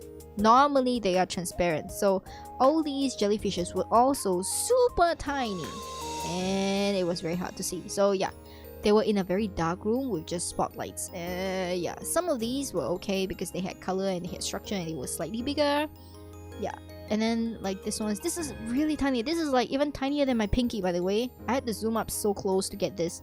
And then there were these as well, which just look like spores, underwater spores, just floating along. Like literally, it's so hard to see them. Some of them were even tinier than this ones. These ones were not even the size of my thumb pad. You know, it's so tiny. This one's are massively tiny. It's like, why? And they had no lights or whatsoever, so I didn't quite like the jellyfish exhibit in this aquarium here. The rest of it still okay, right? And then these are sea anemones, and this one guy doing it wrong because he was like on the glass itself when you're supposed to blend in, right? These fishes here, almost didn't spot this. They're very expensive crabs.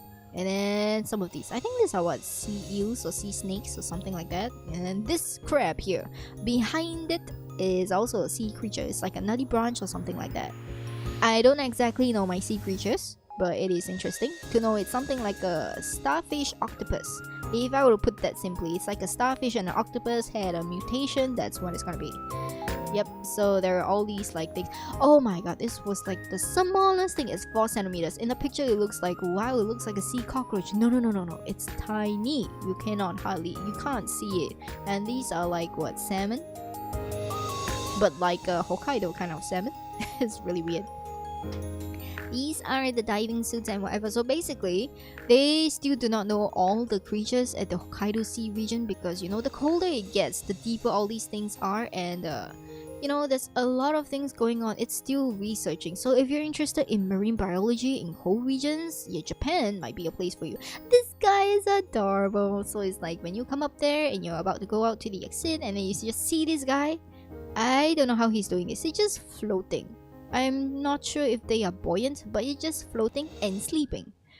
I don't know what's that. And this is a narwhal because they couldn't get the actual one. And yo, if this was the 1-to-1 life-size replication, narwhals are pretty darn huge too. So they are almost extinct, by the way. So please protect narwhals. Do not kill narwhals for the horns because unicorns don't need them. Narwhals do. Alright, and then this fat boy.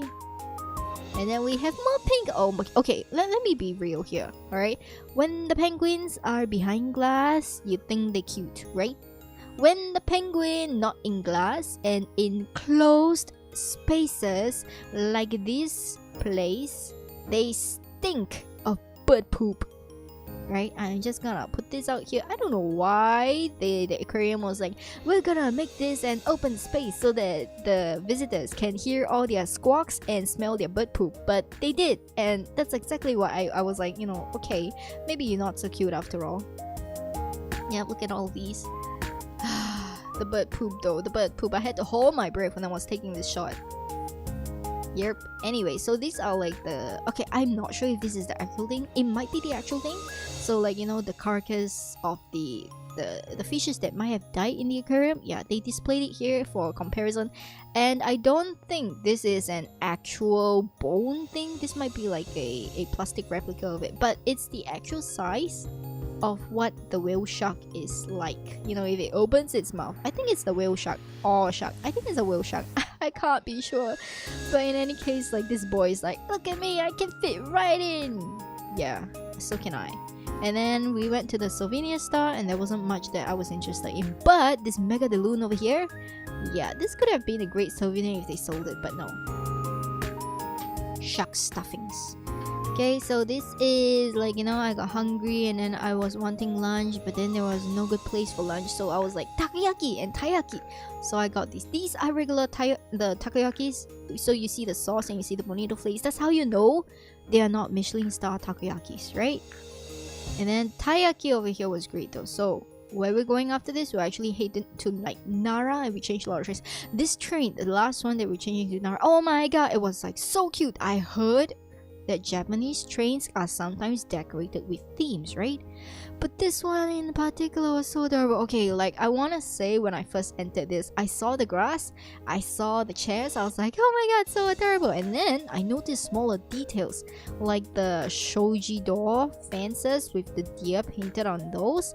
And then I turned to look at the you know, the grips of this handrail things. Oh my god, they're actually deers. I was like, why? It's so adorable. I have to, I had to take a picture of this. I am so sorry I did not censor their faces here, but yo, it's so adorable. And then the Japanese, yeah, like I was telling you, right, there's a rack above all these sitting places that you can put your bags. And then the most considerate thing, if the sun comes in your face on the window, you can pull the shutters down. So that is self-help as well. And yeah, so this is in Nara. On the way to the hotel, I saw this. It is a church that looks like a shrine, but in actuality, it's a kindergarten. Ta-da! Way to confuse me. And then this is like the Nara Park thing. So our hotel was actually the information center in Nara itself, visitor information center, but it also is a hotel inn on the floor. Like it has 4 floors or something like that. And we booked the traditional room, which was my favorite, by the way. If I were to get a place in Japan that I want to live in, it's definitely gonna be Nara. Because my favorite place is Nara. Yo, it's like old meets new, but in a peaceful and not so crowded population. And the people there are not depressed. Okay, I'm gonna say out right here, right now, that might offend a lot of Japanese lovers. Tokyo, Kyoto, Osaka, the 3 most hated places of my Japan trip. They're supposed to be major, right? But no, I hate those places so much because it is so suffocating to be in those places. Everybody looks like they are either stressed, depressed, out for blood, or just have bad vibes. And everything is commercialized with money and nothing looks authentic. Everything looks fake in these 3 cities. I absolutely hate it there. Right? And I hate it more in Busan because okay, maybe because it's still developing, that not a lot of the people in Busan there, most of them, okay, 65-70% of them are elderly people, and we don't speak a freaking word of Korean because we don't know Korean. But the hostility towards foreigners, oh my god. Yeah, we definitely don't look like locals there, but the hostility towards foreigners in Busan that we receive, we just no. But still, I would not live in Tokyo, Kyoto, or Osaka. Nara is great. Nara is awesome. Nara is fantastic and everything, like I really love the vibes here. I'll show you why. Alright, so these are the streets that you walk out of the station towards the hotel. Like, look at how cozy this is. Oh, by the way, there's a very famous mochi shop along the streets as well. We didn't know, but they had mochi making demonstration and the long line of mochi. By the time we ate dinner, we came back, it was all sold out in like 1 hour. Less than 1 hour. It was crazy. And then there are like mini shrines all along the way. These are all like preserved stuff. And then there's this really nice view. Our hotel is just there. Like ahead, the sign, that one? Yeah, that one. Ta-da! The streets. These are all original structures, Wow, the sunset. Beautiful, right? So this is still all on the way towards the hotel. And this is the room. Like, look at it. Like, on first glance, you're like, oh, there's nothing in the room. Yo, I don't need many things in the room, okay? And then after that, this is like the downstairs. So like I said, it's a visitor center, right? The inn is upstairs. So they also had a public bath, but I did not use it because I was still on my period. This is the view from the room. Like, take a look at that. The lake that you saw just now is on the left. And then the pagoda that we want to go to in the temple is in the distance. You can see the pagoda from the room. That is so brilliant. Like this, I'm gonna say this out right here. I just made myself a cup of tea, sit down, watch the people for a very good amount of time. I can people watch at peace. Of course, nobody was looking up to see this, but yeah, my windows were completely open. Also, there is a sink in this area because the sink is not in the bathroom for some reason. And I was like, oh my god, there's so many of these things. And my brother was like, why don't you just buy one? And I was like, I have dust allergy, you idiot. But I would have definitely gotten one of these if I did not. It's so cute. It's like, look at all the deers. Look at all the Shika-chan. It's so funny. So many of these. Yes. And this is an original loom. I don't know if they make their own kimono cloth here and everything, but the loom is real. And then this, I'm like, okay, I know it's a tourist shop and everything, but like they sell original ink brush, ink slabs, and even origami paper. I was amazed. And this is the mochi shop where they do the mochi demonstration like once a day or something like that. I was like, oh my god, they keep the tradition alive despite the modern technologies and stuff like that. It's authentic, really authentic. And then we had Moss Burger. So yeah, and this is me in like the little pajamas thing that they gave. Like, it's the first time that I saw them give like traditional wear. So yes, you can actually wear this to the large bath as well. Later on, there's a lot of yukatas and stuff like that along the way, but none of them were as nice as this. This was actually really comfy, and I hated it when the yukata was one entire long piece, because when I sleep, I am someone who moves a lot and rolls around and tangles in sheets and fall off beds. So if it was one piece, you're gonna know that the yukata are not gonna stay on my body in one piece by the time I wake up, right? But this is two pieces. So like the first part here on the top there with a very nice button for modesty. I really like that design, and they gave me pants. So yes, all stars for this Nara. And yeah, this is Moss Burger. This is dinner. So the salad was nice. And then yeah, and I think this was a different day. Wait, hold on. Yeah, this is Moss Burger. Was this still Moss Burger? ちょっと. Yeah, 違う.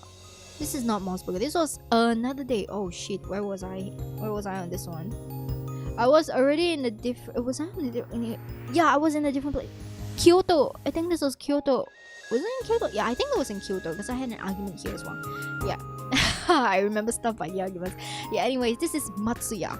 So we were looking for Yoshinoya, we made a wrong turn and we ended up at Matsuya. But honestly, of the three branches, alright, there's Yoshinoya, there's Sukiya, and there's Matsuya. I made an effort to go to all three of them. My favorite is Matsuya. Okay, here's why.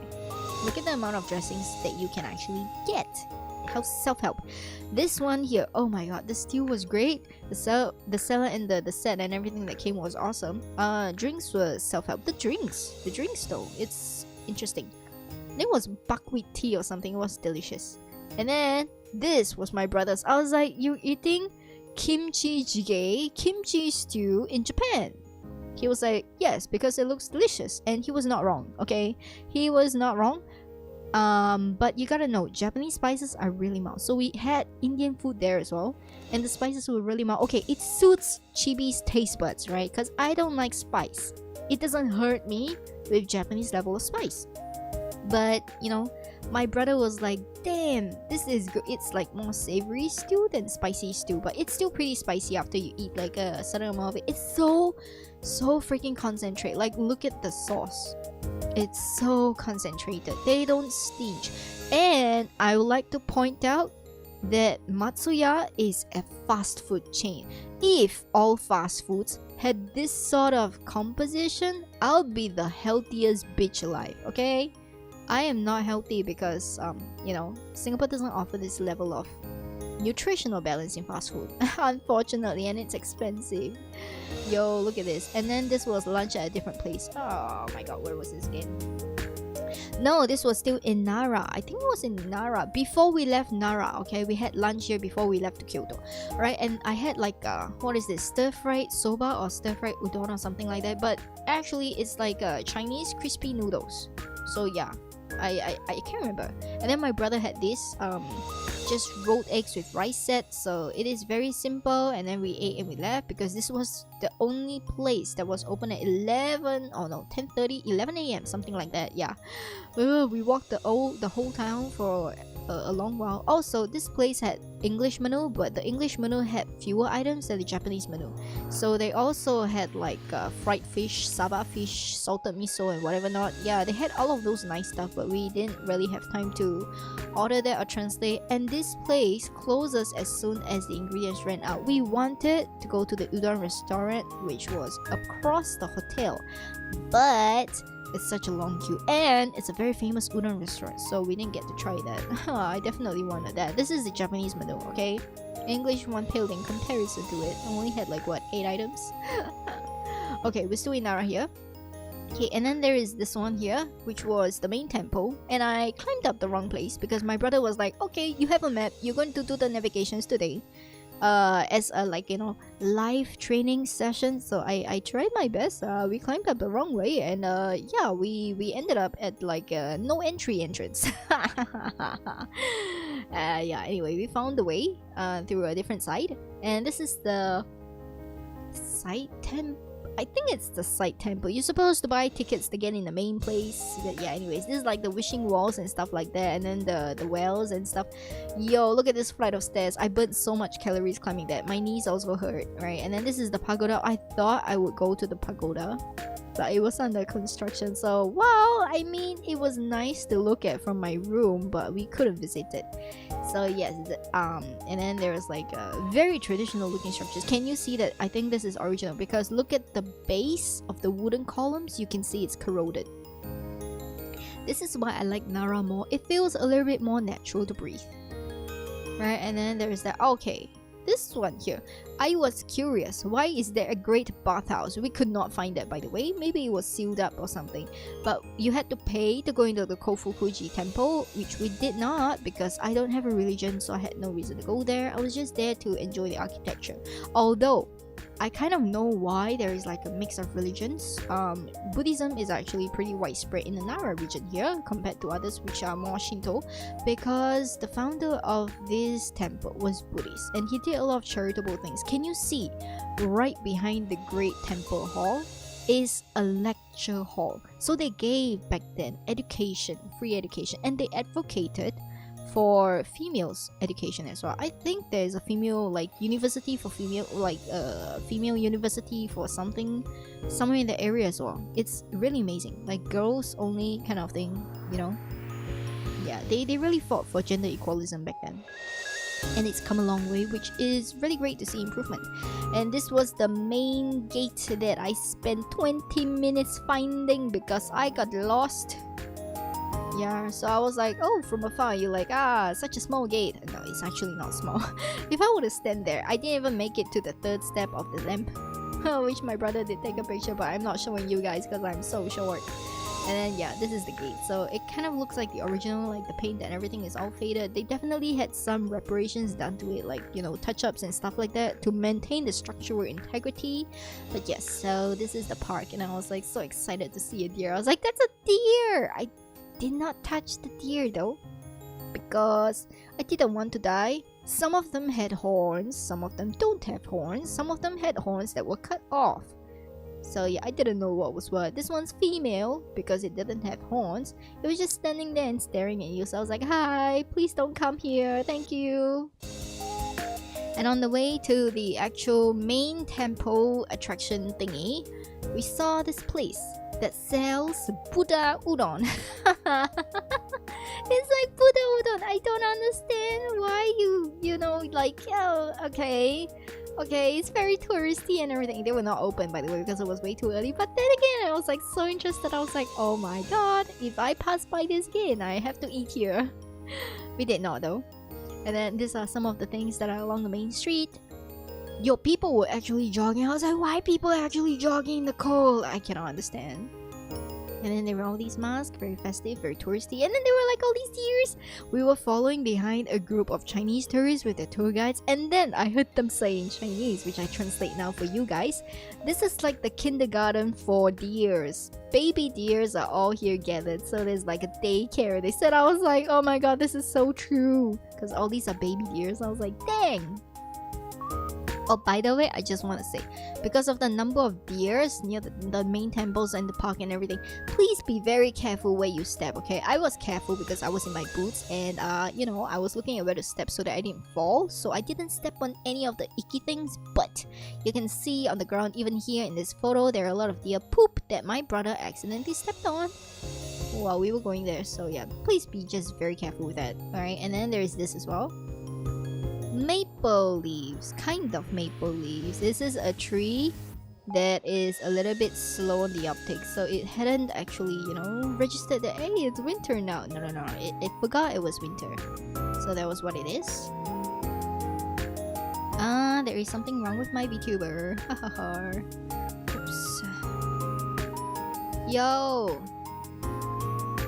Oh my god. Okay, is it fixed? No, it's not fixed.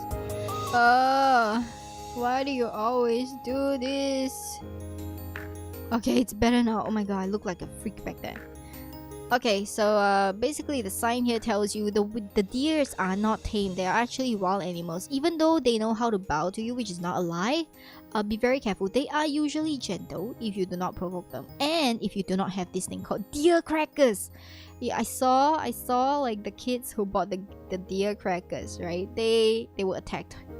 They were attacked by these deers who were hungry and they were aggressive. They're like, give me cracker, give me cracker. And the kid was like, I'm gonna give you one. They were like, no. And then they like try to bite them and stuff like that. And then they screamed and they dropped the whole thing. And the whole flock of deers just came for it. And the kids were traumatized. I was like, yep, there is a reason why I didn't buy deer crackers. Like, I'm not feeding all these deers because I'm afraid. And the kids were not that much bigger than me, okay? And yeah, this is like a common sight. Don't feed deers if you don't want to be attacked. This here is why people come to Nara. It's the main temple in the deer park, the biggest one, and the one that many people go to pray. And because we don't have religion and we don't need to pray, we didn't actually go in. But the structures, they were amazing. This is another section that we did not explore. It goes all the way up there. It's a very huge park, so if you want to exercise and you have a little bit more time and stuff like that, you can go there. I'm pretty sure it's really scenic inside. These are all the random ass things that we found. These are all Buddhist statues of some kind of tablets. I don't know what these are. But we took a side road back because I was navigating and I have no sense of direction, so I just walked. And this is like a side little temple that I found accidentally, and I was like, oh, what's this? You know, kind of like in Minecraft, if I see something interesting, I like gun for it and I forget where I go. Yeah, so this is one of it.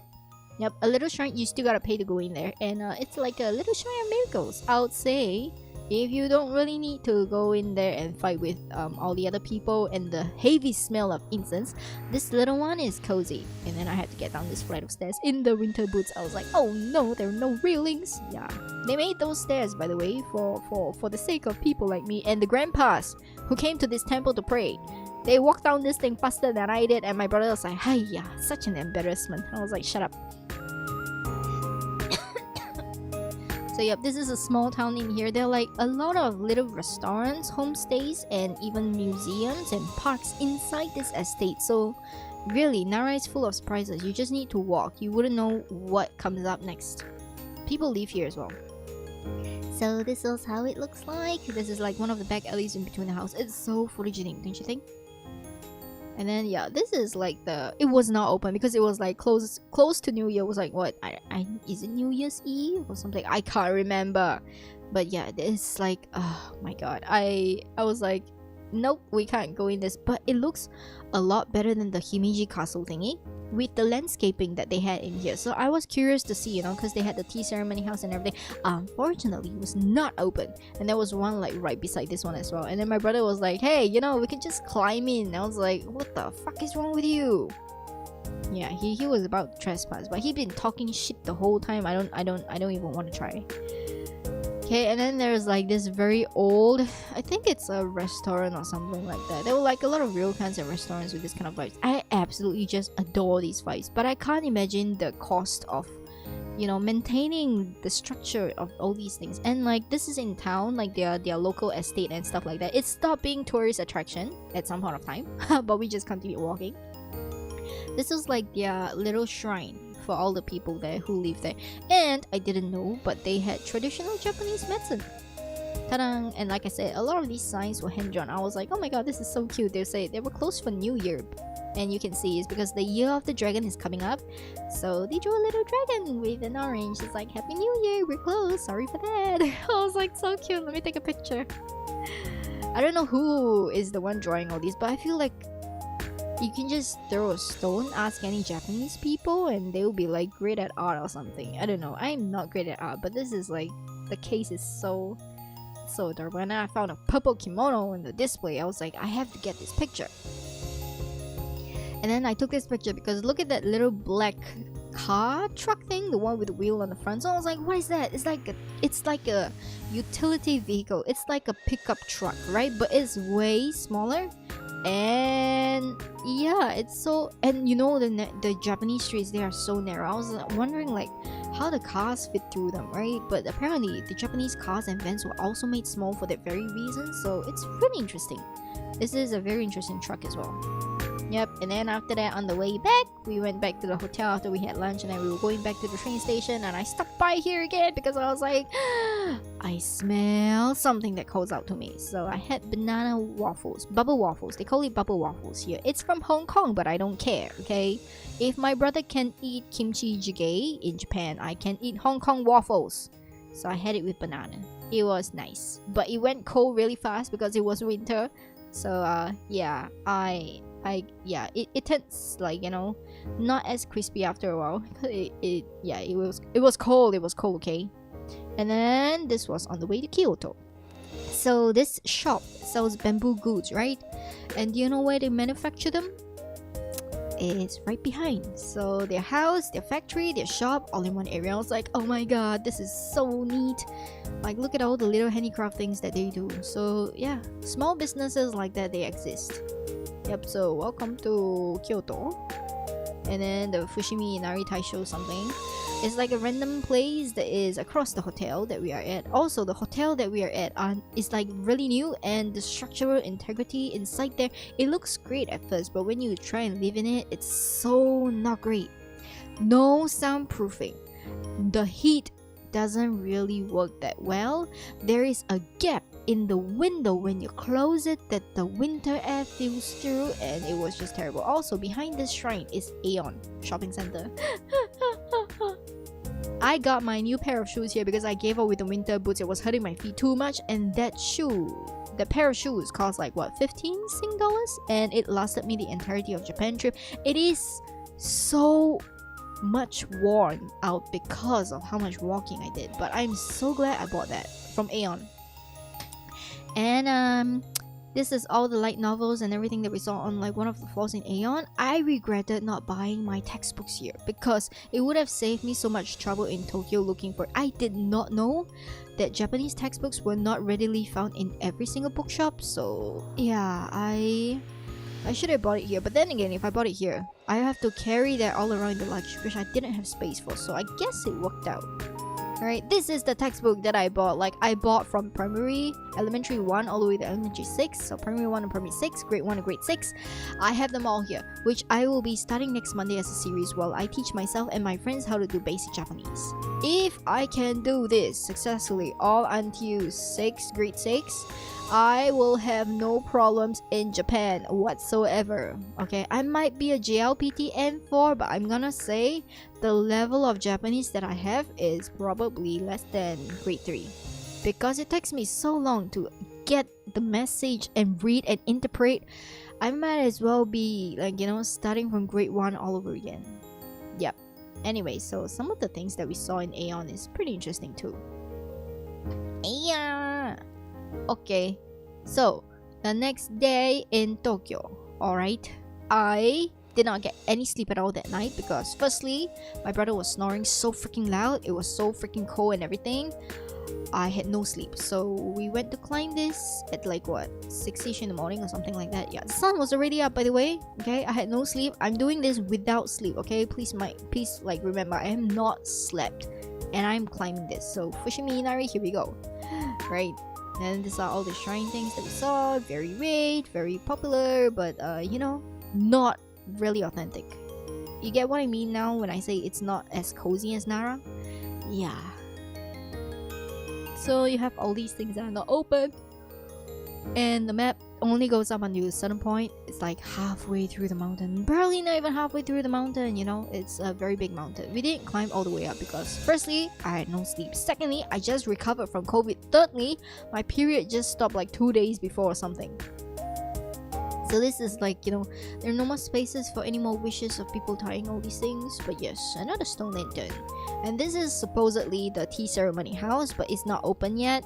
Yeah, and I don't think I have like the energy to go through that. So all the foxes in Fushimi Inari will be holding something. This one happened to be holding a key of some sort. It's very fierce looking.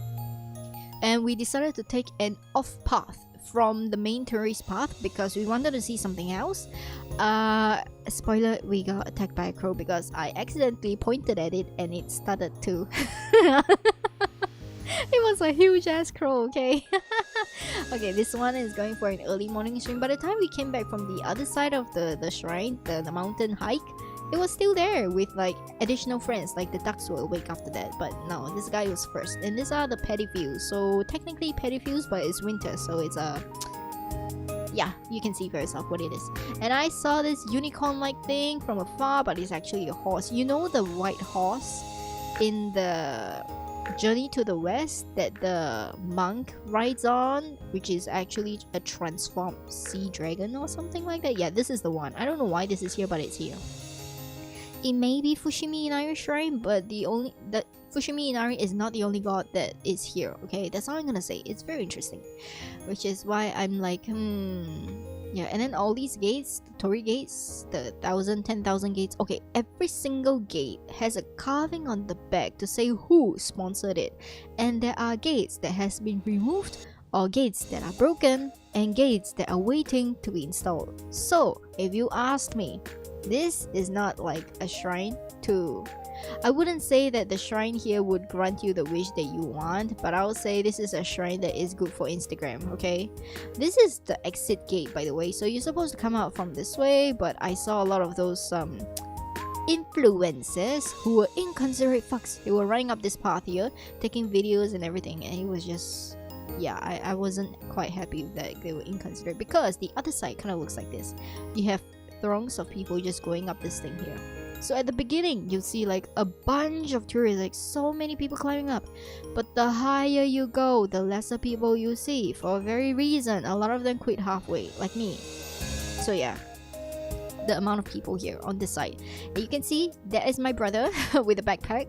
His head is tall enough to almost be there. And you know, the tallest people, the tallest foreigner tourist things, the reason why gates are damaged is because they try to use this as monkey bars. Okay, please don't do that. It might be a tourist attraction and everything, but like, you know, it's still public property. Don't do that. Alright, and then another shrine up here. So there are like many shrines, and this one in particular has wooden plaques with faces that you can draw your own fox faces on. And there are all sorts of art styles here. I found the very macho kind, like JoJo's. I found the cute ones like Pikachu, and I was just like, wow. So another place that we wanted to go in Kyoto was Arashimaya, the bamboo forest. But you know, my health wasn't great due to the lack of sleep and everything. So yeah, we figured out that we would try and find the secret bamboo grove in here, which we kind of did. I would say kind of did. Okay, this was like the preview, a confirmation that bamboos exist, but it's not the forest.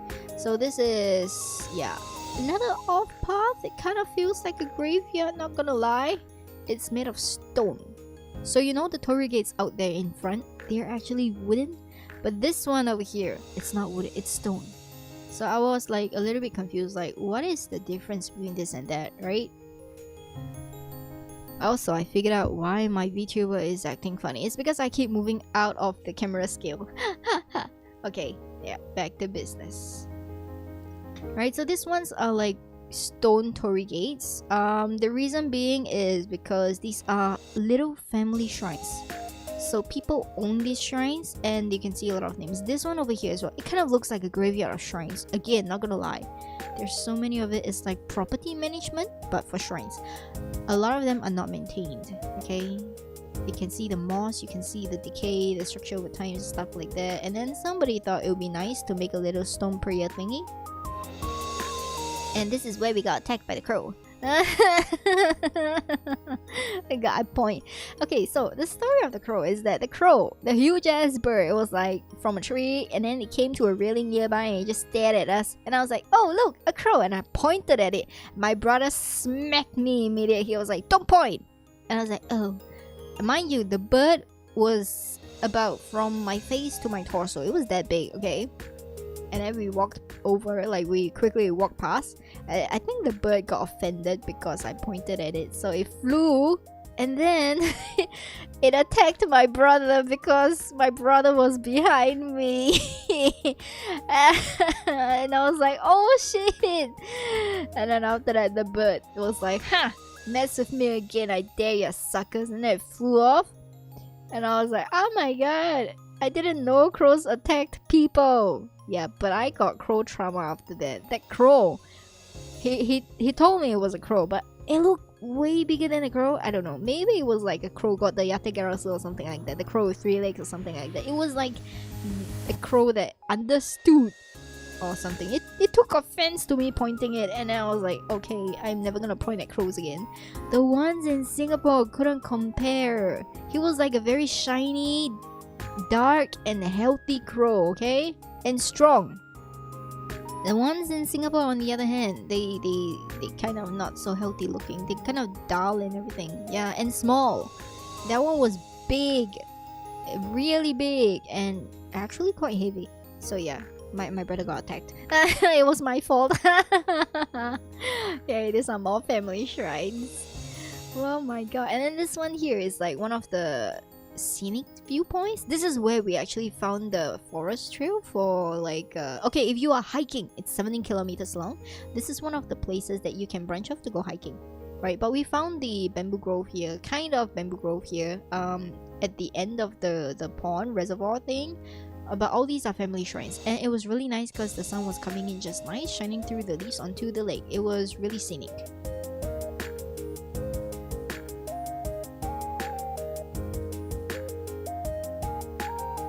Okay, so this is how much we climbed. I was like half dead here, by the way, but we still continue after this a little bit. Can you see like behind this thing? All the bamboos here? Yeah, we went a little bit further into it to go and find like a good spot for bamboos and stuff like that. And then this was like really nice, really nice pictures and stuff like that, you know? The fox is not as cute as the deer if you ask me though. Personal opinion, Nara's still better. And then we continued the climb. This is the forest of bamboos and stuff like that, yeah. And then I was like, what is this? So we took an off path again. And then we found this. I was like, is this a mushroom that's melted off, or is this like a tree that's sick? And no clue. And then along the way, when you are climbing, there are a lot of these little shops and rest houses. Some of them cafes, some of them souvenir stores. Alright, you wouldn't know because they're all closed at the moment. It will open only later on. But the people actually live here. And there was a yo, I can't tell you how crazy this is. There was a guy who was running out with a very like a considerable size box, right? He was the delivery man, and I was like, damn, he does this every day. He doesn't look breathless. I am dying climbing up all these steps. My knees are not great, so my knees were hurting, and I was like, yo, no, I can't do this anymore. Alright, so after the third of these kind of small alley stops, we had to turn back down. So yeah, a lot of these things we saw on the way, they were very interesting and stuff like that, but you know, I had to give up all the sites because I couldn't, and this was on the way down. So the souvenir stores were starting to open because it was not early anymore. And yo, it's like what, $22, $23 for like this straw made slippers. So these are the same materials that the tummy mats are made from, and it actually fit me. The red ones, I mean, the blue ones were for males, so they were actually a little bit bigger, but I was like, I have no need for indoor slippers. You know, I really could have used a pair when I got back because, you know, my dad covered the floor with oil that caused me to fall very badly yesterday. I have sprained my left ankle because of it, and I have very bad bruises and abrasions and impact damage. But anyway, so this is some of the porcelain foxes as well. But I was there for only one thing. I wanted to get the you know, like the charms for like good luck and stuff like that. Yeah. I wanted to get those. So I actually got those from a shop before this one here. It was really interesting. So I got one of it for my therapist who has cancer. So it's a good luck charm for health. It's not by a priest or anything. It's like a tourist attraction thing. And then I got for myself, it is the last one of its kind, okay? What does it say? Wait, let me check. I have it in my wallet. Hold on. Can't remember what it said. Okay, before I left the Japanese souvenir company Melissa Zaka, I had my boss give me a good luck charm for health. I don't know whether it's working very well or not. Yeah, I'm alive. I'm alive. That's all I can say for now. But this one, the one that I got from Fushimi Inari, it's a charm. Okay, if I were to translate this using my knowledge half between Japanese and Chinese, 心愿成就, this is what it says in Chinese, but in Japanese it should have the same meaning. So it's like the wish come true. It's a charm to make your wish come true. So whatever wish that you have should be coming true. So I'm just gonna let my subconscious help me decide on this one, because there's so many things that I can accomplish by myself, but the ones that I can't, I'm just gonna leave it to this charm. That's why I got this charm. I was like, yeah, sounds about right. I don't exactly know what I need or what I want, but I'm pretty sure what I need will be given to me when it has to happen. So that's why I got it. I was like, yep, the moment I have the thing that I'm lacking, that I know that needs to, well, it's a little bit complicated.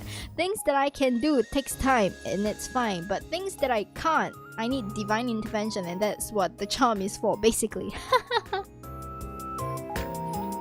Also, yes, I have a new wallet, so it sounds a little bit different from before. Okay, and then when we were going down, we saw a lot of other themed shrines. Like I told you, Fushimi Inari may be an Inari god shrine, but it is not the only god over there. So this one over here belongs to a different god, and then after that, there's all these Zen garden things, which is kind of cool. It's a little bit small, but it's kind of cool.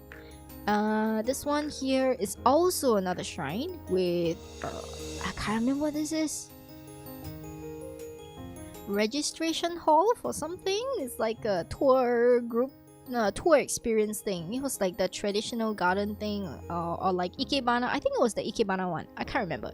And then there were like all these little shrines here for different things. So not all of them are to the Fushimi god.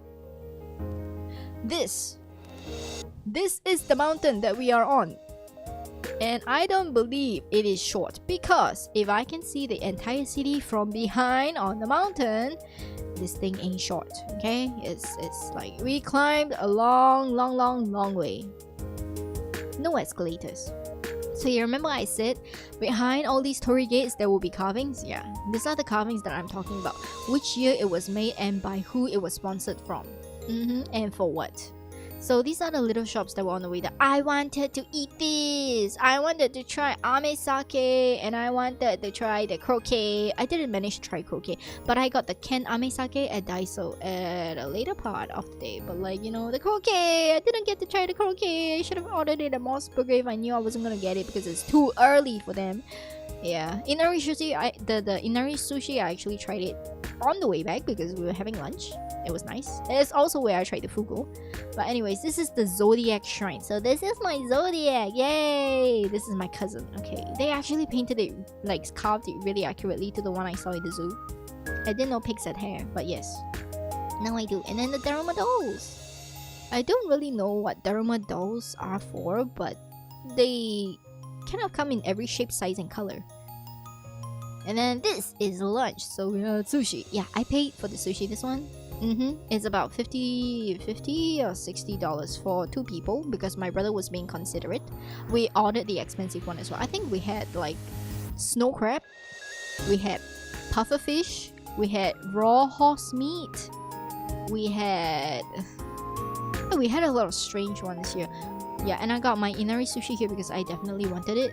And then yeah, I think the puffer fish did not agree well with me. That's all I can say.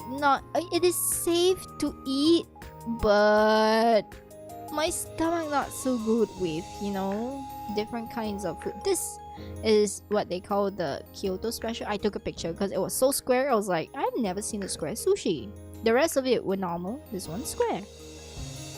So yes, that was that. And then there was this as well. So I think this one was... Yeah, so after lunch, I went back to the hotel and I was pissed at my brother because I had no sleep at all with all his snoring and everything. And I was not feeling well. So I spent that time with like sick, recovering from sick. Like my stomach was not well. Okay, I had gastric, so it probably wasn't entirely the fugu's fault. It's not the pufferfish fault, but I had a terrible case of gastric, okay, that I was nursing in the hotel with the lack of sleep, with vertigo. I had to take medicine, I had to take painkillers, I had to rest for that. But I was so upset because I wanted to go see the geishas, I wanted to go to Arashimaya and stuff like that. I wanted to go to the onsen and I could not, and my period was finally over. So yeah, I rested for about the entire afternoon, about like 4 hours or something like that, before I was called out and I took the bus for the first time in Japan to go meet my brother up at this the heart of Kyoto. What is that name? One of those streets. The Hanamachi, yeah, before we go to the Hanamachi, so we went to get dinner, and this is kind of like a Chinese restaurant in Japan, and it was cheap, so we went there because we don't know any place else other than fast food. So we ate, and this is my brother's version of it. So we have something very similar here. So that thing there, I think it's like bean paste or something like that, right? It's non-spicy, and then there are all these raw ingredients that you're supposed to make in with your cold noodles that is soaked in a little bit of sesame oil, so it kind of looks like jjajangmyeon, you know? Jjajangmyeon is like the Chinese version of mixed noodles over here that we have. And then I got stew with spring rolls. The spring rolls are crunchy, so it's really nice. And that thing is mustard, I think. I did not take mustard because I don't quite like mustard. But yeah, and I may not have, like, you know, I may be Chinese, but I didn't quite like all the beef innards, so I donated them to my brother who helped finish it for me. We swapped a little. But anyway, so this is the theater of arts in Kyoto itself while we were going to the Hanamachi. So there is like a lot of signs here that explains to you all the significance of these things. So one of the Hanamachi is here, and this is it. So you turn in, there's a ton of people in a very crowded and small alleyway that hardly has space. No cars allowed here, only people. All sorts of shops here. There are a lot of famous ones that are not on the main street of this. I call this main street even though this is a back alley. You have to turn in to a long walk of corridor in order to find it, and not all signs are shown. It's like a test of luck, you know. And there are like so many lanterns. I was like, there are red ones, there are white ones, there are round ones, there are big ones, there are floating ones, there are ones on the floor. I was like, what is the difference? I don't know. I still don't know. But a lot of them have like traditional Japanese teishoku things, or like omakases. That there's a lot of drinking culture here. Okay, that's all I'm gonna say. And some of them have geishas inside, which I don't know because we didn't spot any geishas, which is kind of sad. But yeah, this is what I'm talking about. This is one of the small places that you turn in to see. It's very shady, very dark. Japan doesn't have as many streetlights as Singapore, so that's all I can say. And this one here is like, you know, tori gates, mini tori gates to kind of check your height. They sell Kobe beef here as well, even though we are no longer in Kobe, we're in Kyoto. But anyways, we already had Kobe beef, so we're not quite interested in this one. We're just here to take a look. And then there is like really nice views here. These are all trees that will be perfect when it's in spring, but it's in winter. And this right next to it. Okay, I don't know what this is, if it's a famous site, but there were many people also taking pictures of it. I think it might be a famous site, because beside this is a restaurant. Pretty popular. And this is the theater. I think it's the Kabuki theater or something. I can't remember, but you know, all these things have to be booked in advance if you want to watch the place and stuff like that. So we did not, so we had to give it a miss. But yes, this is what it is. And or whatever this was worth. All the shops were already closing by the time I took this video, so there wasn't more to see. And then we headed back to the hotel. And this was breakfast. So if you don't know, dorayakis are desserts, not breakfast. But I'm not Japanese, so I had dorayaki for breakfast. It had chestnut inside, not just like red bean. This red bean, chestnut. It's basically Japanese pancakes with red bean and chestnuts. And then I had this vegetable juice because I had gastric, so I couldn't have coffee anymore. But yeah, this vegetable juice actually tasted really good. I honestly would recommend this. And then we had to go to Nagoya. And then we were like on this train. We almost freaking missed the fucking train here.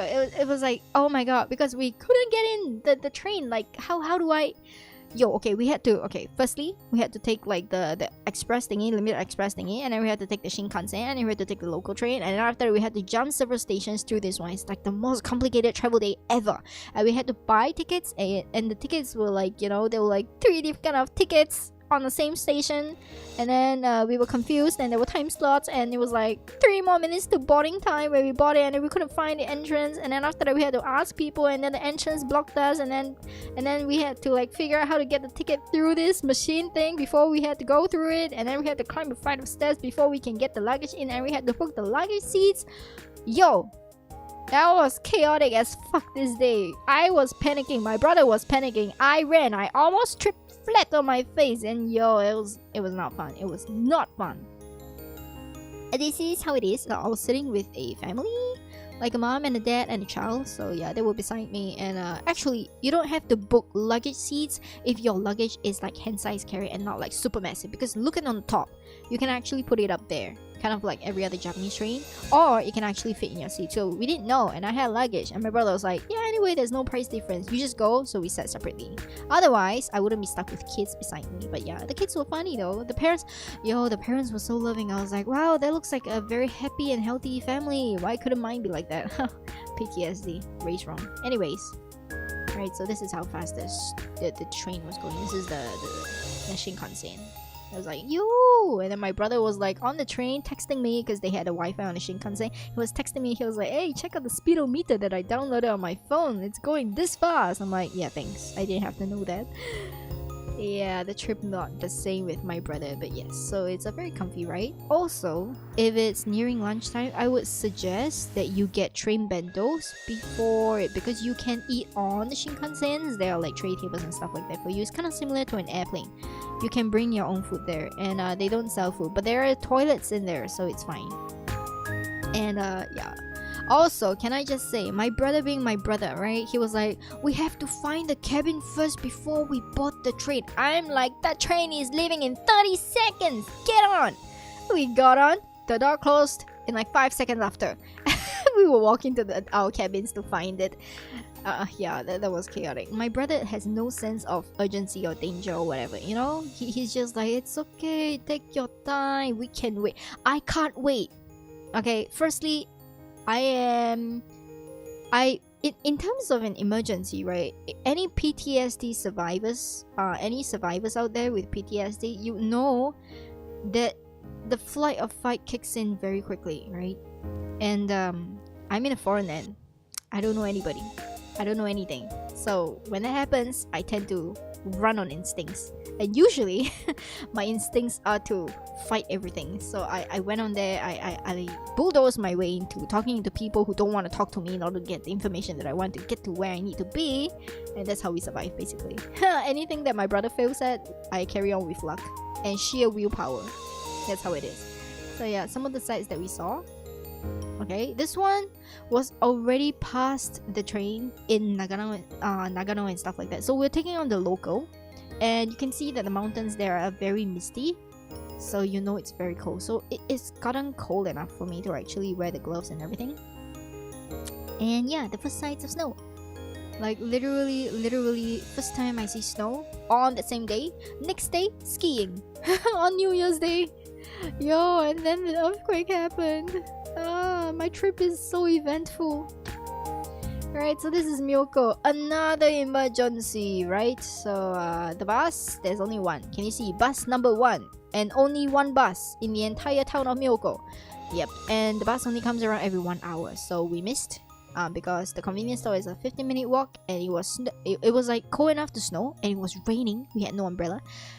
He wanted me to walk all the way to a convenience store when he could have just gotten to a supermarket that was like 5 minutes walk away. We chanced upon it, didn't buy any shit, and then after that I got so mad I walked back, and then I bought my shit there, and then after that he bought his shit there, and then we went back, and then after we missed the bus like seconds ago, and then there was no response from the person in Myoko, Chalet Myoko.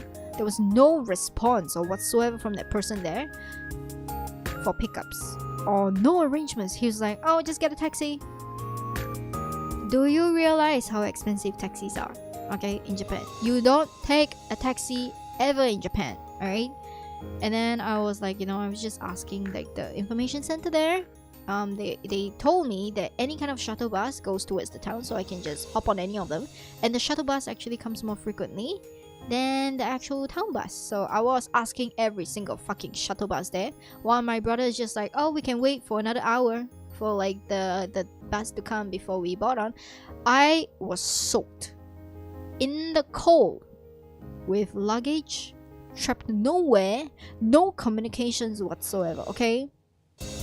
And we almost missed the Shinkansen earlier. That was like one of the worst days ever, but it only got worse from here. Alright, so I talked to every single bus driver that came down, and I asked if they could drop us at the station that the the information center said, and you know, after I think I don't know how many people I asked, right? And then I asked this guy who looked like he was not Japanese, so I spoke in English. His name tag said Michael. He was from Mountain Lodge, which was next to Chalet Milko, and he was like, Chalet Milko, yeah, I know them. I'm right beside them. There's only one Chalet Milko in all of Milko that I know. Well, hop on in. Would you like a lift? He was so friendly, and he was my savior, like my guardian angel. And my brother, just being the ass he was, he didn't say thanks. He didn't help out. He didn't do anything to it the whole time. He was just drinking tea. Yep. So I got mad. Yeah, I got really mad. I think I have the right to get mad here. Okay. So anyways, we hitched a ride with Michael, who also told us a lot of things about the town, where to go, where to get, and you know, stuff. And Michael gave us umbrellas. Michael gave us like torchlights and stuff like that, because Milko doesn't really have a lot of street lamps, and it gets very dangerous for people who are walking back from town. Is about 20 minutes walk, right, in the dark, because the sun has set really early here. Yep. So there was that. And yeah, Michael was really nice. And then after that, we had to settle the ski as well. So we got the Chalet Milko owner to send us to a ski school, and we didn't know if there would be any luck skiing on in like, you know, it's New Year. It's like the 1st of January. We're like, are ski schools open? I know I can't go skiing, because Michael told us that we shouldn't go skiing if we've never, like, you know, even seen snow before. We just saw snow on the same day.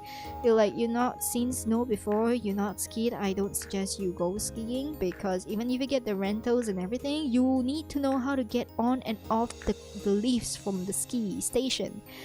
And we were like, yeah, probably not. So we decided to go for the ski school and take like one half-day lesson. So it's like 4 hours lesson without skiing, right? So we went to the ski school, and thankfully they had, so we paid for everything. It was like, what, $600 per person? $600 per person. Oh my god, that was so expensive, because we had to rent everything. We had nothing, not even socks. Not even the right socks for skiing. Yo, that was like really something. Okay, but it was mad crazy, yo. I cannot. It was New Year's Eve that we did this, by the way. they were all there. They were like, oh, easy money, newbies, huh? Welcome. And yeah, surprisingly, Milko is full of Australians who know how to ski. So I'm like, I was very surprised. I was like, they all ski? They all speak English? Fantastic. For the first time in Japan, I was like, English, I missed you so much. Yeah, and we got things settled there. And then we had to cut back all the gear, from like the helmets to the jackets, the shoe. No, did we get the shoes? Yeah, we got the shoes as well. The ski boots were different, so they had to like measure it to our size and stuff like that. And then we had to fit on the stuff and check the zippers and everything. And then the skis and the poles were also customized to height and stuff like that, screwed on, polished, waxed and stuff like that. And it was brought to the training school. So yeah, it was a lot of things. And then we settled there, and then we had dinner and stuff like that. So Michael showed us around town a little bit. This is outside of Chalet Milko. Can you see? They didn't even bother shoveling the snow off the driveways and stuff like that, so it was like freaking slippery. I would have been in trouble if I didn't have my brother there to, like, you know, give me support before I fell. Yeah, so in ways, my brother is an asshole, but he also is the person that kept me alive. Barely alive, but it was still alive.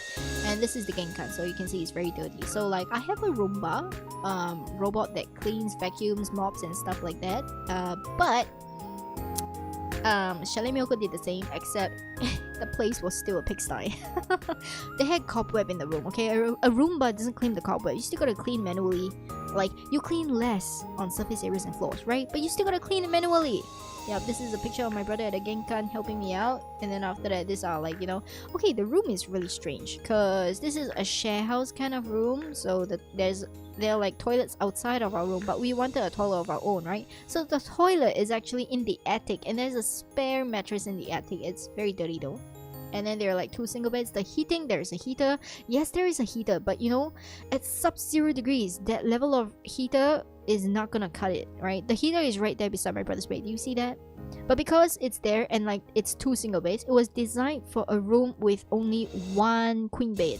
So there was no PowerPoint where we were trying to find it the first time, and then my brother moved the beds and we found it behind his bed.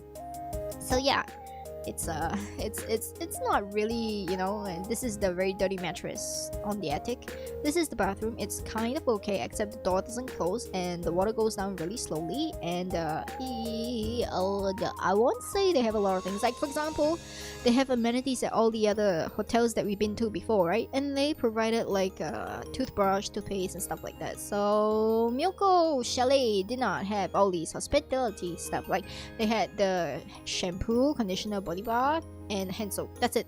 No toothbrush, toothpaste whatsoever. The towel was kind of dusty, a lot of lint on it. No face towels. Yeah, and the bidet seat did not warm up, so it was freaking cold. Nothing dried. This is the washer and dryer area, so you can use this. Yeah, it's also very dirty in here. And then there is this, which is very messy and also very dirty in here. And then there's the kitchen behind. Okay, the kitchen is right behind that. Can you see that? It's actually supposed to be like a bar or cafe thing, like it's a stuff only thing. But then, you know, the owner is just so carefree. He's like, yeah, go ahead, whatever we have there, just use it.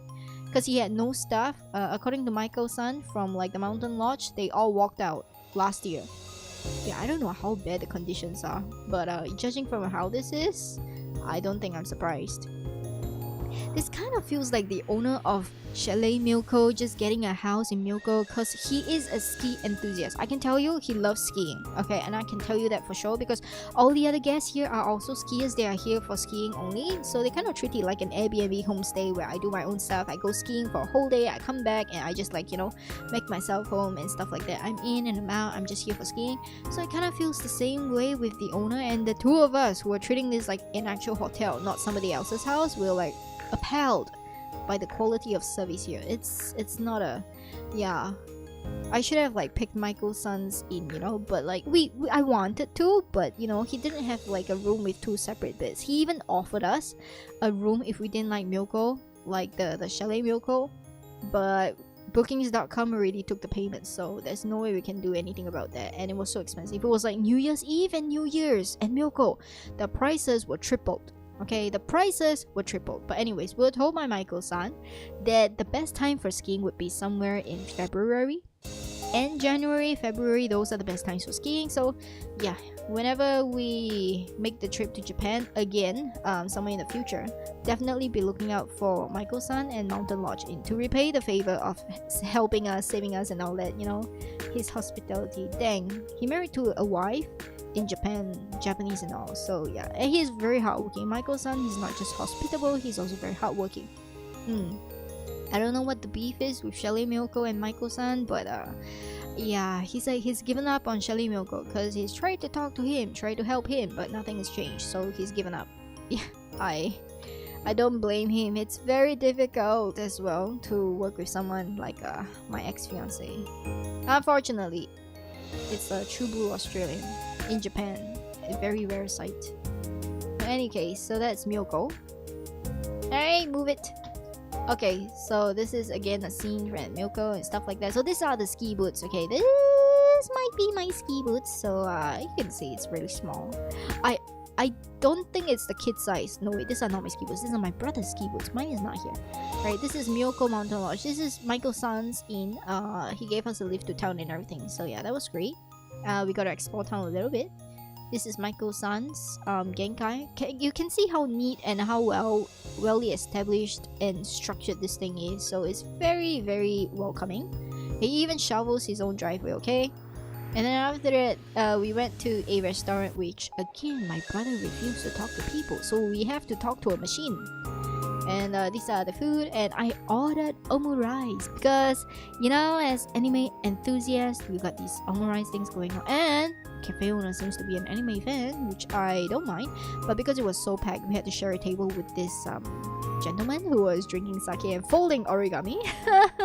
I was like, excuse me, is anybody sitting here? He was like, no, sure, but you can have this, you can sit here if you buy me a drink. He was joking, of course. He better be joking because I'm broke. And yes, this is my brother's. And then this is mine. Omurice. It was nice. So this is like the menu. They also have birthday celebrations here, so that's why cake is a choice. Very small shop, but very nice. Moving on. It's lagging. Okay. So yeah, I forgot what this. Oh yeah, this is lunch after skiing. So this is my brother's. He had gyoza, and that is actually pasta. Pasta with it's pasta salad. It's really weird how he eats double carbohydrates a lot of times. And this is mine. So it's a ramen. It's a very salty ramen, but it's nice. So I ordered Myanmar ramen because I wanted to try what bamboo shoots were, and TLDR, not my thing. Bamboo shoots not really my thing. And then this is all the ramen. So these are like they recommended. That's why my brother got gyoza. I got the shoyu ramen, but it's like the Myanmar version of it. And then after that, this is the guy. This is the mano. This is the guy in the beanie, the black beanie and the blue gloves. Yeah, he ran out of the cafe after we finished because I was so confused in Japan if you paid before or after a meal. So I forgot to pay after the meal. I just walked out, but I was taking photos so he could find me still. If not, it would have been a dine and dash. It would have been embarrassing. And the worst part was he apologized to us. He saw us with panic face. He bowed and he was like, sorry. And then he raised his hands up and he was like, money please. And I was like, oh dang, I forgot to pay. Yeah, I'm so sorry about it. He apologized first. I was like, why are you apologizing? I owe you money, bitch. And the people in Japan just, I don't understand. Like, yo, it's your right. If anywhere else they're like, oh, you never pay. And in Singapore it's like, oh, you haven't paid yet. Where you go? I'm gonna call the police. Yeah. The culture is so different. They're so polite. They're like, sorry, money please. I'm like, yeah, he tried in English as well. So I felt really bad. And this is the lane that goes up. But look at the mountains. Look at the snow. This is Milko, right? This is where we ate as well. Look, the parking lot after one night is just covered entirely in snow. That's why it's so great for skiing. Milko is like the last stop of the station of the local rail, and Nagano you take a local rail, and then Milko is like the very last stop. So we're there. Yeah, this is us here. And then this is the reception area of a hotel that you can walk in to use their onsen. So I was lucky because there was nobody in the ladies side of the onsen, but my brother not so lucky. So they were like guys walking in and out. I think after that one time in the onsen he refused to go to Spa Land with me in Busan because he felt very uncomfortable being nude with strangers basically. Yep, so this is it. And then we had to try these crepes because I've been craving it and it was cheaper than the other crepe store. This is a crepe store, right? So the stand is a crepe store, and then while they were making it, there's a souvenir shop inside it, so I had to go and take a look. But there's nothing for the boys, just all girl stuff. Like, take a look at this. They're all so cute, but they're all for ladies. And most of my friends, they're guys. So I didn't get anything, of course, but it was certainly interesting to look at. Like, look at all these dolls! Wow! Handcrafted. These are wooden handcrafted dolls and porcelains as well. And then there were like sake sets, sake cup sets. And then because one of our friends who went to Korea for studies, he became an alcoholic. We had to convert him back to become a caffeine addict. So my brother was joking. I was like, what about we get him the sake set? And I was like, in your dreams. We're not converting him back to alcoholism. No thanks. Yeah, this is the crepes. It's banana and strawberry, and it was delicious. So yes. But it's also very high in calories. I just want to say that I am miraculously not putting on weight after eating so many things that would have like killed me from calorie over, like, you know, over calories. This is the onsen ski area. There is no onsen in the onsen ski area. It's just a name. And this is the champion slope where all of us tumble like fools because we have not skied before. Basically, the children's playpen for skiing is also in this area. Ta-da! Ta-da! This is where I had my lesson. I only have these photos here because I tried to take some on the slope. But you know, if you fall into the snow got temperature and it hits your phone, and your phone doesn't work in 0 degrees. Yeah, basically my phone refused to work. So if I somehow tumble off into the mountain and I was covered like buried in snow and I try to call for help, it's not gonna work. This phone was not designed for 0 degrees, so it didn't work at all. Like, I was so sad. I lost a lot of it. And then this was the place that we were kind of walking towards, right? On like the way back and stuff like that. And then It was terrifying. All right, so like I heard the sound. It was coming from nearby, and then I was like, what is that noise? It was in Japanese, so I was like, oh, is that ice cream truck or something? My brother was looking at snow. He's like, where's that sound coming from? Is someone hiding in snow like a prank? And then he checked his pocket. It was like this triangular red color with exclamation mark thing. And then I heard the word in there, Jishin. Jishin. It's like Jishin. Wait, brain translating moment. Isn't that before I can finish translating? I was like, I had a bad feeling this is like, you know, something bad is gonna happen. And I was like, shit, it's an earthquake. Before even I could formulate that Jishin is an earthquake, I was like grabbing onto my brother. I was like, we gotta go. Before even we could move from that spot, like suddenly the entire ground started shaking. The buildings were moving. We were in the middle of a road like this. Beside us was a freaking mountain covered in snow. And then it was like, yeah, I was like, it's an earthquake, it's an earthquake. I was like shouting then. There were also people walking like very far from us, and they were like, earthquake, earthquake, you know. People were taking cover, people were like, you know, trying to move and stuff like that. It's not as bad as the one that's 175 kilometers away from us. You know, the one that hit the sea, in the like near the sea, and like there's a tsunami and stuff like that. Yeah, the houses there were breaking. The houses here were not breaking, but the houses here were swaying so hard. I was like, this is a real earthquake. Like, never in my life do I think I would be in an earthquake. Actual earthquake. Like, the roads were moving, the tiles were cracked. You can hear things breaking on the inside of the house and falling over. It was that bad. Yeah, it was that bad. I don't know what is the scale or the magnitude of it, but it was pretty bad. And it was like the biggest one, right? But it was not over, because there were aftershocks. The whole night through, we had a second earthquake warning while we were in the hotel. It's not as bad, but the aftershocks and the tremors continued throughout until we left. Yeah, it was bad. It was like really bad. So like New Year's Day, right after our first lesson of skiing, that I actually hurt myself, because skiing not good for knees, and I have bad knees, and I kept falling over as well. Yeah, anyways, you need a lot of leg muscles for skiing. That I don't have. I don't even have butt muscles, so there's that. And then I was like, my legs are wobbly in the first place, and then the earthquake happened. I was like, oh no. But we survived that. It wasn't bad because we were in the mountains, so technically we were in the mountains. But the earthquake warnings were supposed to come much earlier than that. Even the host at Chalet Milko, he was saying like, you know, usually they give much longer warnings, but ours was less than 30 seconds before it happened, which means the earthquake was detected really near us. Yeah, I don't know how lucky we are to have survived that, but there was no avalanche, so I'm thankful. I'm really glad that didn't happen. So yeah, these are like, you know, after the earthquake on the way back and stuff like that, you can see some dislodged piles of snow area, a little bit here and there, but yeah. So it is what it is. Also, I would like to say that Japanese massage chairs are different. They're really good. Technology has advanced. This is a pizza bread. No, pizza bun. It's like a, you know, nikuman is like a meat bun, but it's like a pizza bun. Yeah, it confused me so much, so like I had to, like, you know, buy something back and as a snack, because I was traumatized. And we got this at the convenience store. Also, the convenience store there at Milko sold ski socks, ski gloves, and ski goggles, which we got all three. I got all three. My brother even bought thermal pants for skiing, so that was great. That was actually great. They had a lot of ski stuff there as well, on top of the regular convenience stuff, and this pizza bun. It tasted like pizza, but it had the texture of a bun.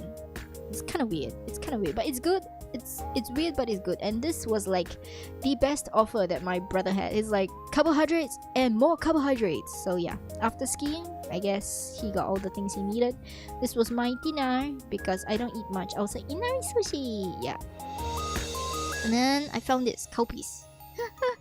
It's like if I were to put this in terms, right, it's like Yakult or Vitagen mixed with 100 plus.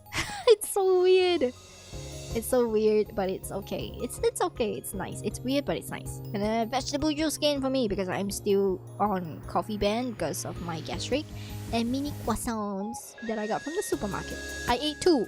I had 7 more. Okay, this one over here, before even I get to this picture, you gotta know this was us in the morning of the hotel checking out. And then we checked out, we got a lift from after I somewhat blackmailed, guilt tripped the owner into giving us service. Yeah. And then after that, he sent us to the station. But here's where the problem is. So, you know, there was an earthquake the day before. It was on New Year's when the earthquake happened, right? So, because we were in an affected region, the train was closed for track maintenance, inspection, and repairs until 4 p.m. We checked out, it was 10 a.m. Okay? And we have plans to go to Tokyo. And we had to go to Tokyo because we didn't have accommodation otherwise anywhere else. So remember I said that Miyoko is a very very small town at the end of a regular local line from Nagano Central, right? There's that. And then yeah, it's pretty terrifying. So every other station was up and operational to Nagano. The only station that was not is Miyoko. And we had to get to the nearest other station, which is Kurohime, and Kurohime is quite a drive away. So there was no bus out. There was no other options, and taxis were limited. So they said you gotta take a taxi. And I checked with the taxi office at the station. How much? It was $70. 70,000 yen. Estimated. Could be more. Alright, and I was like, dang, we have no other options. And then we saw another couple from China with skis and all. They were also in the same predicament, and they couldn't speak a lick of Japanese. So the train attendant was having trouble explaining to them that this couldn't happen, that they couldn't take a train. And me being trilingual, I translated to them from Japanese to Chinese. And yeah, so we were all waiting for a taxi, and I was discussing with my brother. I was like, do you think a taxi would be able to, you know, carry all four of us? Like, if we can, I will ask them to like split costs, you know. I don't know why I even talked to my brother, because he doesn't have the kind of heart or brain or mind for this. But anyway, so while we were discussing this, the train attendants were also discussing this, the two men. One of them was in the ticket office, in charge of the ticket office in Miyoko. The other one was supposed to be restationed to somewhere else. He was like off work already, and there's the company car, right? So he was discussing with them in Japanese, and I was like looking over them. I was like, oh, okay, what's going on? But I didn't really think much about it. And then after the end of their discussion, they also like reached a conclusion, and they came out to me. I think, I don't know, either because we came first or because I can speak Japanese, and he was like, just please follow me here. And then after that, he cleared the car and he ushered us to the back seat. I was like, oh, is this like a transportation taxi service? But I didn't care, right, because we were already fucked, so we had to get in. And then we got in there, and then after that we saw a taxi come, and the Chinese couple was loading all their ski equipment into the taxi as well. So we're going to the same place because that's the only place that we can go to right now after the earthquake if we want to get out of Miyoko. Otherwise we would trap here for like until 4 p.m. or maybe even overnight if the rails cannot be fixed on time. So yeah, and then I got on and I asked this very kind gentleman, which I didn't get his name unfortunately, but the hospitality, and he was apologizing to us, right? He was like, Sekaku ni, like, you know, you came all the way to Miyoko, like, I'm so sorry that this had to happen. And then we were driving around town to get out of it, and he was like, yeah, the floors are broken and everything, so it might take a long time for the train to be fixed and all, so we just decided to give you a lift. And I was like, you know, I thought it was a taxi, so I was like, yes, thank you so much, you saved us here, because we don't know how to get out of here, so how much is this? And he was like, oh no, it's free, it's free. Yeah, it was all in Japanese by the way. He was like, it's free, it's a company car. And he was like, I'm just going off work, so I'm gonna give you a lift. And then he had to call someone, I don't know if it's his wife or anything. He was like, I'm getting off work, but I'm gonna send like 2 customers. He used okyaksama, not really customers, but he was like, I'm gonna send these 2 tourists over to the Kurohime station first before I make a detour back, so I'll be a little bit late. That's what he said on the phone. And then after that, he told us a little bit more about the history and stuff like that, and he told us about the earthquake, and then we talked a little bit more about the Miyoko and stuff like that. So yeah. And the first thing he apologized for was the earthquake. I was like, why the hell are you apologizing for something you didn't cause? The earthquake not caused by you. We were just unfortunate as well. Like, you know, we were not the ones that, you know, died. Like, why are you apologizing? Like, no, it's like, yeah, I don't know. Japanese has a culture of apologizing.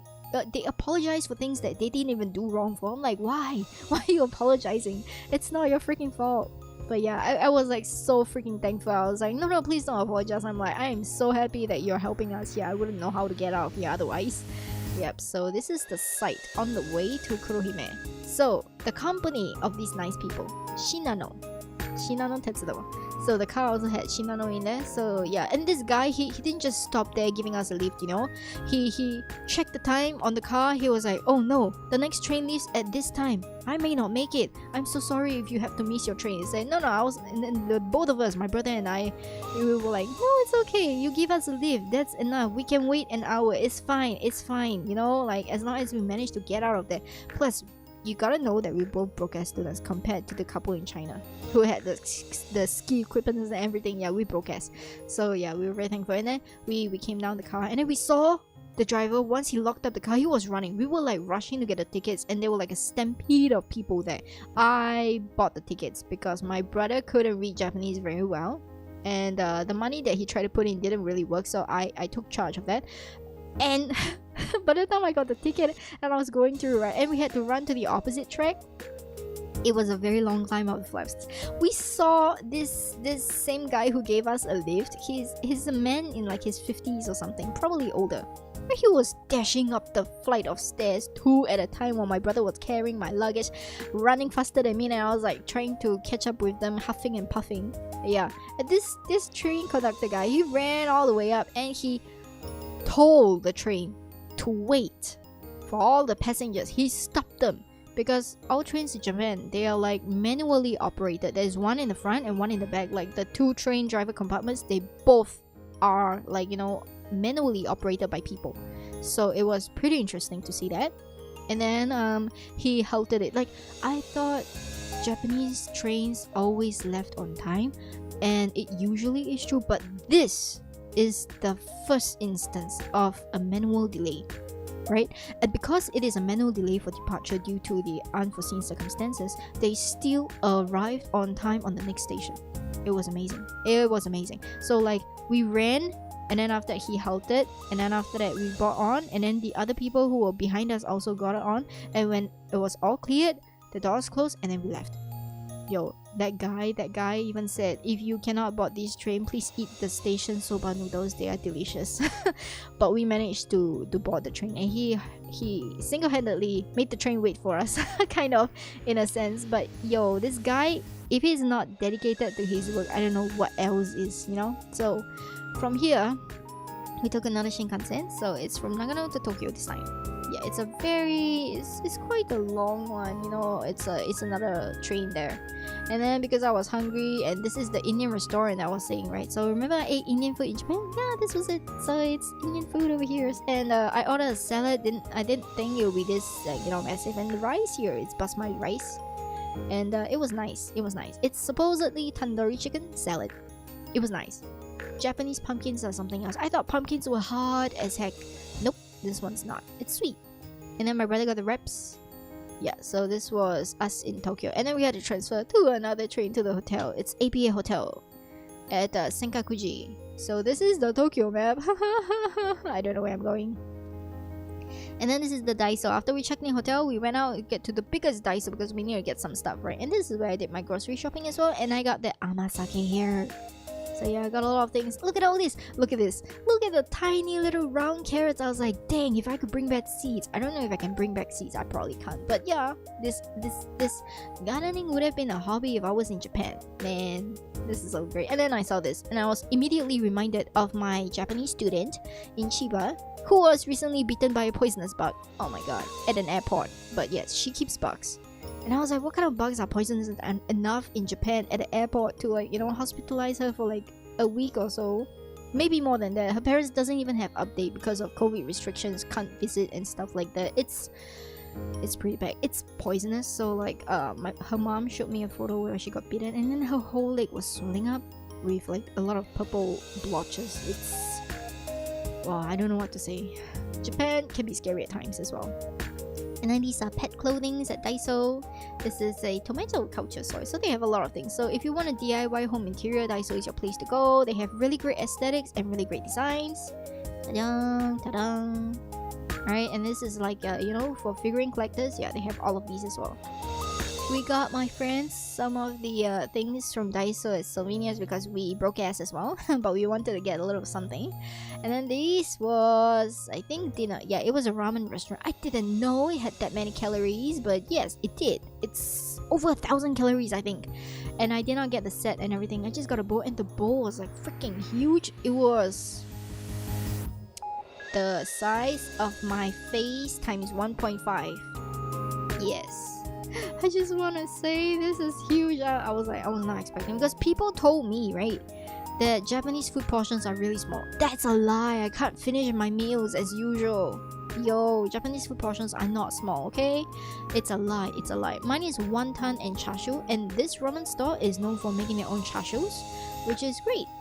And this is my brother's. So yeah, he changed his to like miso broth or something. Mine is like pork broth. And then they had this spoon for people like me with holes, because I don't like to eat with the soup, so I usually use it to cool off, and it's much faster, right? It's better. And then I had this because I wanted a little, I wanted to try this because I saw Ramdon Things in Japan Part 1, Emma Watson, you know that guy? Yeah, I subscribed and I saw this as well, so I was like, I knew I had to try this.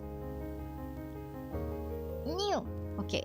So next one over here, this is another day in Tokyo. I think this is Akihabara. No, wait, no, we went to Shibuya first. Yeah, so this is Shibuya. We got lost a little bit, but it's okay. So this is like the Shibuya crossing. It's not very big, and it's not very crowded because it's a Wednesday weekday. Wednesday afternoon, it's not very crowded. These were the expensive strawberries, but they look so good, okay? It's $32 compared to the $10 that I spent in Korea. I think I will go to Korea for food. It's too expensive in Japan. Really, really, really. Okay. And then we passed by this to go and see the anime building with the One Piece cafe. So this is the One Piece, not cafe, shop. It's the only one there. This is the top of it, but we didn't go because you had to pay like $5 for a drink for a view. Hello, Mugiwara store. And they had CDs. Remember I was saying they had CDs, they had DVDs, and they had vinyl records? This is it. And I was like, wow, technology, huh? For Japan, with high technology, they still have these olden ones. I don't know all these characters, but this is the staircase. This is the only flight of staircase that I would have willingly took, because all the pictures and the murals and the paintings are different. And then this is the Mugiwara store. They say no picture inside store. So I was like, okay, I'll take it outside then. Gotcha. They have this coin exchange machine for notes thing, so be careful. And then after that there is BL. I am ashamed to say that I don't recognize a lot of these. I'm so sorry. I went in there, I was trying to find like a doujin that I knew, but I didn't know any of it, so I was like, I'm so sorry. And then I saw the height of my fame as Destiny Aitsuji back in 2017 KHR. Like, I was a major KHR writer, I should know, right? And I looked at it and I was like, ah! I went in there, made around, came out because there were not enough merchandise. And then there are a lot of all these random pop-up stores as well. And if Attack on Titans actually reincarnated into modern day century stuff, this is gonna be it. There are gonna be models, there are gonna be supermodels anyways. And then there's like a whole bunch of collector cards and stuff like that. Some of these over here, like $500,000 collections. I have no idea. Like really, really no idea. Like look at this, look at this. I have no idea what this is, but this card almost costs $2. Yeah. More staircase paintings because it's interesting. Photo booths that we're not quite interested in, but it was purple. You know me. And this year, we went to Harajuku, right? So I was expecting a lot of this kind of clothes in Harajuku, but no. So the clothes here are actually better than the ones in Harajuku. I should have bought. Next time I go to Japan, I'm gonna have like a huge budget to replace my entire wardrobe with all these kind of clothes, because this is totally my style, you know? And it's casual, so I don't think it's only limited to winter. I don't know. Look at all this. It's like steampunk, lowly, goth. Yeah, those are my kind of things. And this really interesting. I don't know what is it. It reminds me of the Pokemon, you know, with the long tongue. I don't know what that is. And these are embroidered windbreakers. It was so cool. I was like, dang, I needed one of those. $165. I was like, okay, I will come back when I have more money. I'm so sorry. And then after that, this is like the 109 Shibuya that we went to, and let's just say it was not as interesting as I thought. There are a lot of weird things in there, like this stocking over here with eyes. And this one looks really classy, but a lot of them, they're like cutesy fashion. This is the only steampunk lolly thing that I saw there, but apart from that, it's more like towards the kawaii fashion thing, which is not really my thing. And then at the basement there's this Jujutsu Kaisen thing, cafe, but you need reservations and they're fully booked out, so that kind of sucks. And then instead of Hachiko at Hachiko Square, now you have Bond. Now you have Bond in statue at the basement as a parody. And then this is Don Quixote. Yo, the Don Quixote is kind of... okay, I was told that you can buy luggages at Don Quixote. Cheap luggages, but they were not cheap at all. Okay, they were expensive. And some of them were branded. Yeah, so be very careful. And there is a section for adult toys in there as well. I was so shocked. But they had like a couple of good souvenirs, so if you have a little bit higher of a budget than me, you go to Don Quixote rather than Daiso. So these are the anime themed chopsticks. Unfortunately, my chopstick skills are terrible, so yeah. And then these are the ceramic knives that my finance manager actually told me that she got for her mom. It was really good because it doesn't need a lot of sharpening, right? And then these are some of the things. And look, Pikachu, but it's like a luggage. You got all these fancy stuff here. My Instagram is nagging. And then you got this. It looks like a cup, but it's not a cup. It is a humidifier in a cup. Like I told you, Japan with aesthetics and design both in a nutshell. Yeah. And this is like you know, the wooden puzzle thing, but Himeji Castle. I was so impressed. I was like, damn, stuffed toys, Pokemon. And then I saw Minecraft. I was like, oh no. And then this is like the tiniest hand curler ever. The hair curler is about the size of my hand, and my hand is not very big. So I was like, dang. So I don't know if this works though. It's full of interesting stuff. I saw the Tenga egg thing in the Don Quixote as well. And then I realized that you are actually not supposed to take pictures in Don Quixote at a later part, so yeah. There, the 18 plus. The Yo. It was just out there. And then cosplays, like affordable cosplays, kind of affordable, and like, you know, not just shitty looking cosplays. It's not Halloween decorations. Also, I didn't know Gudetama was Sanrio. It is though. And then you can buy all these character t-shirts, which are kind of okay, affordable. And then there are like buses with TVs and advertisements on them that play sounds. Shibuya Crossing. So lunch was at Yoshinoya on the day itself. And then Yoshinoya was okay. I would say Yoshinoya was okay, but I like Matsuya a lot better. And my brother had the salmon thing. Yeah, my brother had salmon. I forgot what I had. Let me see. Oh, I had karage. Yeah, we didn't go there for beef bowls. We went there for other things. So at first, the karage was nice, but it was really salty after that. Everything was really salty after that. And my voice is getting a little bit cracky. So yeah, my brother got salmon here, together with a little bit of beef. So yeah, I think he's doing it right. I'm doing it wrong. It doesn't matter. Yo, my stream is gonna overrun. This is at Loft. So Loft is like the other version of Don Quixote that the locals prefer. It's all premium goods and premium prices.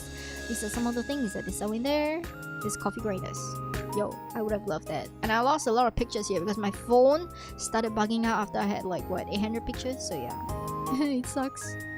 So some of these things here. This one, we found a Edward Newgate Whitebeard Sake bowl. And then after that, these are some of the smallest rice cookers I ever seen. And you can cook soup in there as well. I am so amazed. I was like, I need me one of these. And these are the night collections. Ooh, look at the black ones. Classic. And then the ceramic ones. And then the Lego stuff. Yeah, lots of it. Ta-da!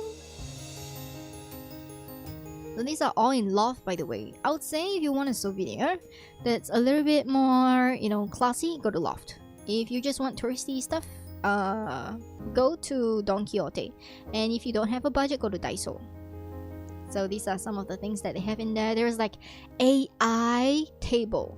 I was like, why is there AI table? Loft is on a different scale. And these are Oslo glasses.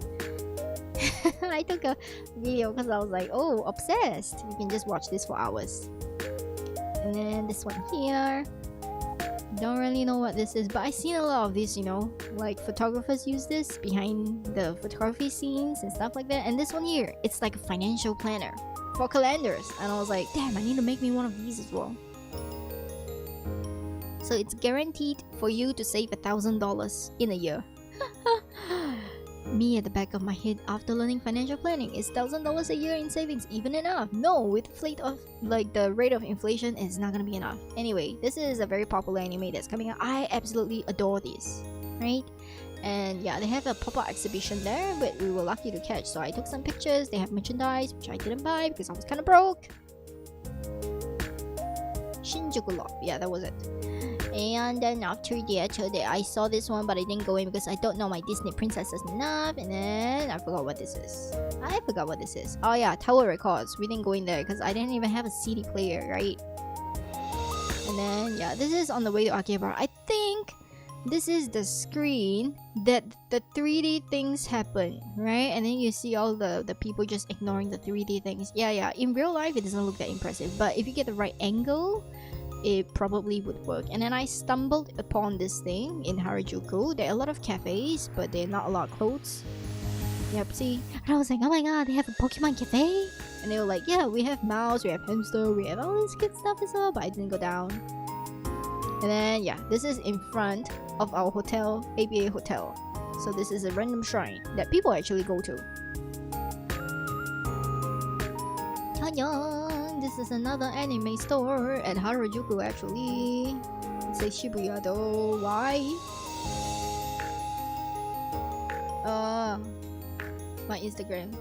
Yep, and then this is Nihonbashi Station, which we actually go there. There was a Takashimaya right outside. But then we went there because I wanted to go to the Pokemon Center. So I actually got myself a wallet from the Pokemon Center. Ta-da! You're greeted by all these Pokemons. Ta-da! This is so cute. Okay, I don't actually know all these. These are like the new version of Pokemon, right? The new evolution. Like they have starter Pokemons and they always change.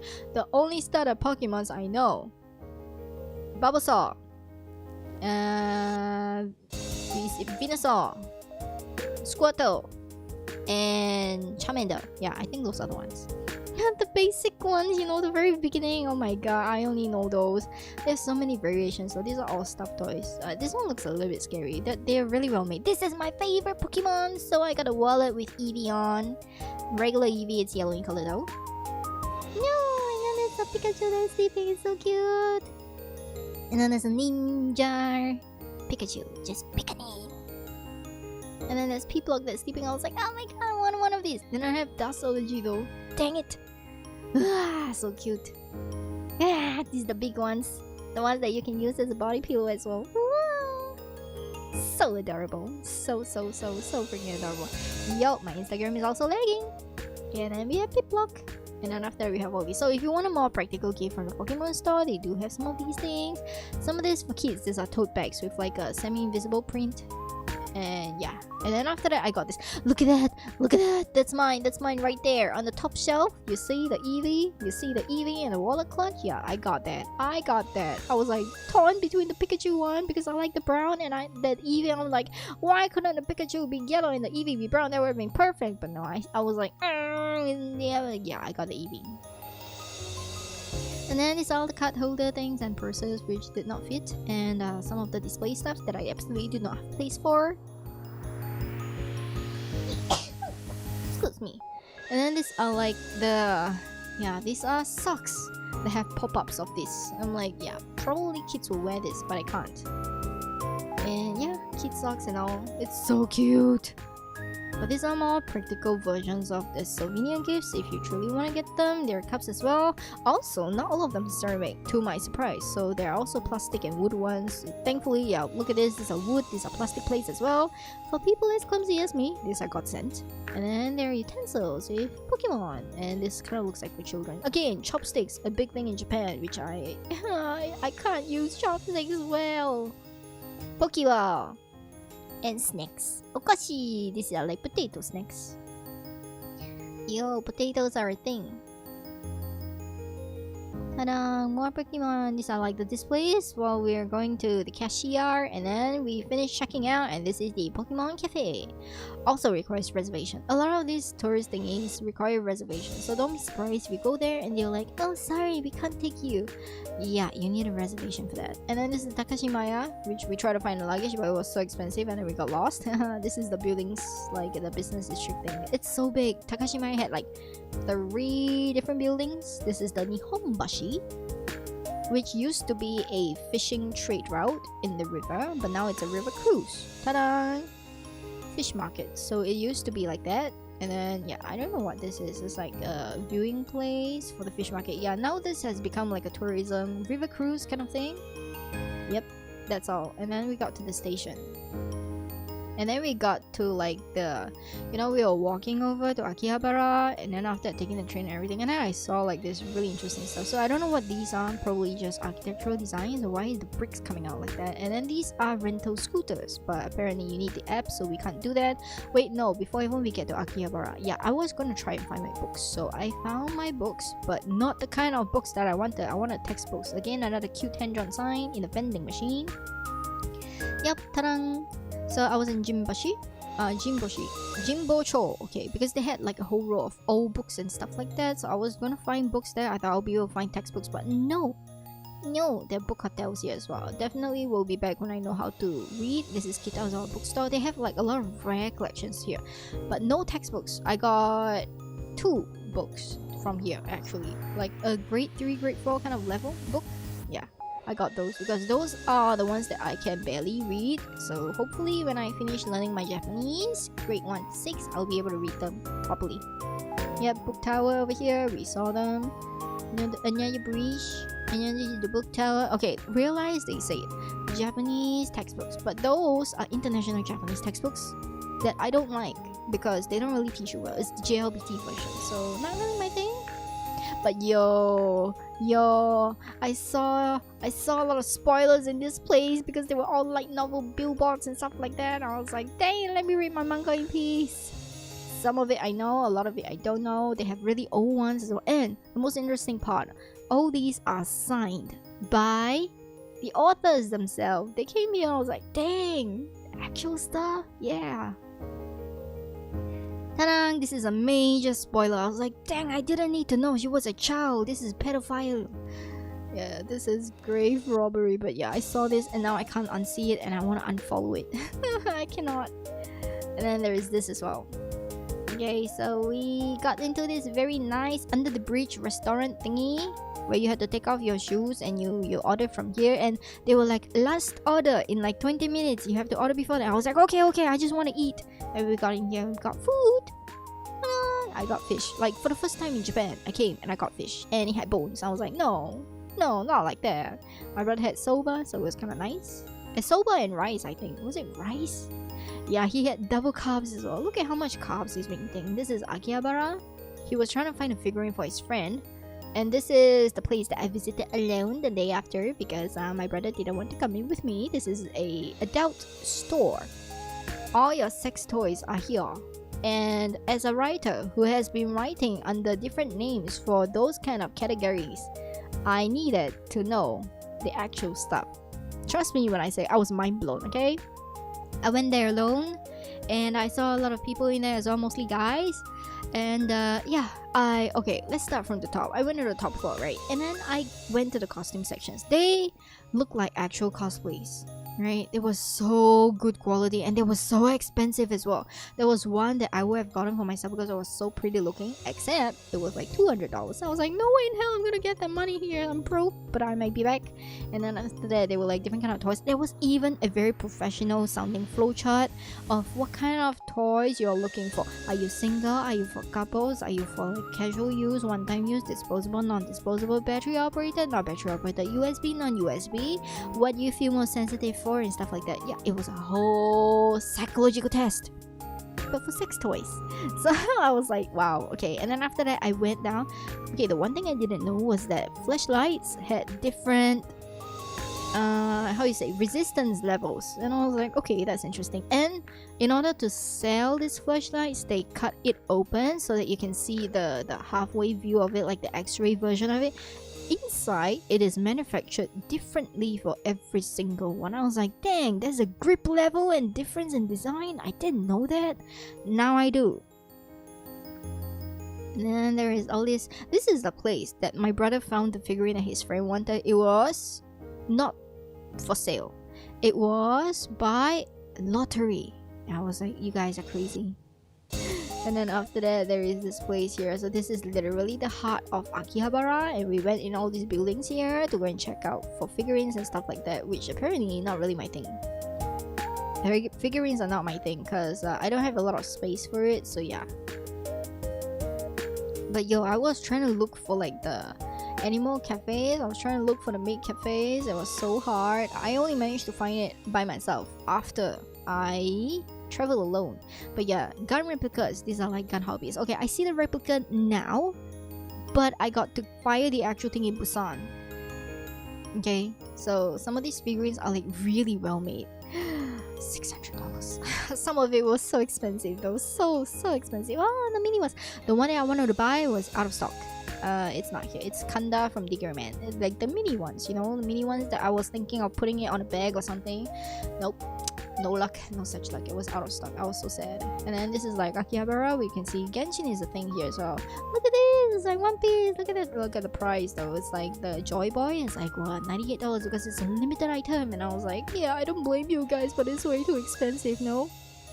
These are all the event pop-ups as well. This one that I wanted to get. This one that I wanted to get. I looked at it and I was like, out of stock. No, Diggerman. Apparently, it's very hard to find Diggerman and KHR items. Yeah. Those are the things I like. And then we went to another bookstore hoping to find my textbooks, but we didn't, of course. And then I got fed up. I was like, this is the how many bookstore that I went to. Please tell me where I can find this. And then I took the picture of the textbook and then I showed her. And she was like, oh, you have to go to this place called Maruzen. So this is us on the way back to Maruzen from Shimbashi. All the way back to Tokyo. Yes. Ta-da! This is the place that sold it. And we bought the entire set. There were only 2 sets, but we bought the entire set. Ta-da! I got this. So I will be using this on streams for my Monday weekly learning Japanese lesson things. And then they had a Harry Potter event going on there as well. So I was pretty amazed. I was like, dang, all these things, all these goods, all these merchandise. And this one literally gave me nightmares. It was so well made though. It was like Harry Potter galore. I was like, oh! Could have been to a Harry Potter museum. I wouldn't have known. Yeah, this is the outside of the Tokyo station, and then after that we had a walk around because the sun still had not set, and then this is on the way to the Imperial Garden or Palace, whichever it is. Ta-da! They said no picture inside. I was like, okay, I'm gonna take it outside then. So yeah, it's a whole lot of nothing actually. And then this is the park and stuff like that, and this is Starbucks, and this is, like I said, the palace here paled in comparison to Himeji. So if you've been to the Himeji castle, you don't have to go in this one. Like literally you don't have to go in this one, but Tokyo was built around this area. And then we had a dinner. We purposely went out another station to find this Sukiya because I had to know the difference. Was it Sukiya? I think it was Sukiya. Was it Sukiya? I think it was Sukiya. I can't remember. But there was one day that we purposely went out to get Sukiya. I think... No, this might not be it. This is another place. Dang, I forgot. What was it? Oh my god. It's been a while. It's been too long actually. No, wait. That one was near the Sengakuji hotel. APA hotel. Like you walk out of the station. It was right there. It's 24 hours. Like 24/7 open. Yeah, and then this is a newly opened suitcase store. The next day that I went to Akihabara myself, I found this. I took a picture. I sent to my brother. He said bye, and I was like, okay, bye. And then I lugged the luggage around the entire Akihabara because I was scared if I went around, I wouldn't be able to find this store again, which is true because I never found it again when I was coming back. Yep. So we bought this one here, half price. Okay, you'll never get this price in Japan if it's not for a special occasion or whatsoever. So yeah, we got this, I got this, and then I lugged it around and I found a lot of stuff. So this is where I had my lunch, lugging the luggage after being lost. So in the middle of nowhere, it sells kind of like Chinese food. So I had this sweet and sour crab meat omurice thing, which is savory, sweet, a little bit too rich, but it was nice. And yeah, the toilet was upstairs, so I had to ask the cashier to take care of my luggage for a while I went up. And then after I went out, and then they were having this. Okay, those fukurodai, those are like bags for clearance of last year objects that they sell. because it's New Year, they gotta get rid of old goods in order to bring in new goods and stuff like that. It's a tradition, so you can test your luck. And some of them, they will even tell you what's inside it, that you're guaranteed to get this item, but they will also include a lot of different other items, so you can definitely try.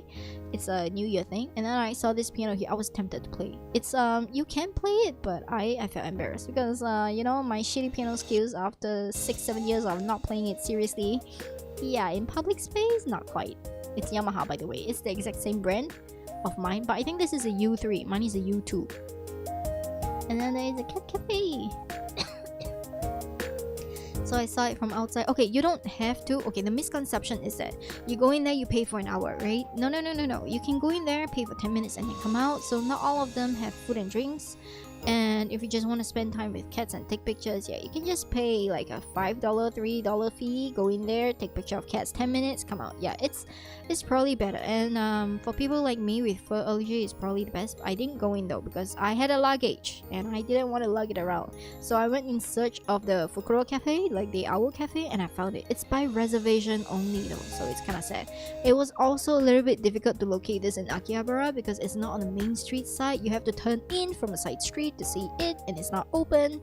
Yeah, it took me a while, but anyways, I saw the owls at the zoo, so I'm not too bummed out that I didn't get to see this. The reason why I wanted to go to an owl cafe instead of cat cafe is because I have fur allergies, and I was like, owls don't have fur, I should be okay. But then I realized they need reservations that I did not make, so that was that. Also, the Gilby Museum that I wanted to go to, the tickets were all snapped out within like 2 days, and I came in like 5 days later, it was all gone, so I didn't go to the Gilby Museum. I'm so sad.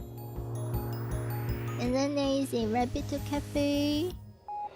And then there is this one here. So the maids were all there in the same building, and all of them were standing out in the streets in the maid costumes in the cold, trying to get people to go in. And I was like, yeah, I have a luggage though. I don't really want to be taking up your store and stuff. And also, I don't think maid cafes were the kind of cafes you go to in order to write your novels. Like, not even one chapter of it. So I decided to give it a pass. But yeah, I checked it out. I went in there to see a little bit. Some of them were cute, some of them were not so cute, but they all make costumes, so if you're into make costumes, so that's the thing. But just know that reality check, not everybody can be pretty, okay? Not everybody looks good in a maid dress, but they all wear a maid dress. That's all I'm gonna say, okay? So these are some of the things that they sell, nothing fancy, it's just the service culture there, so you know. The Don Quixote. I didn't go in because I was carrying a luggage, and there's nobody to carry the luggage up the stairs for me, and there were no lifts. You'll be surprised on how few escalators and elevators they have in Japan.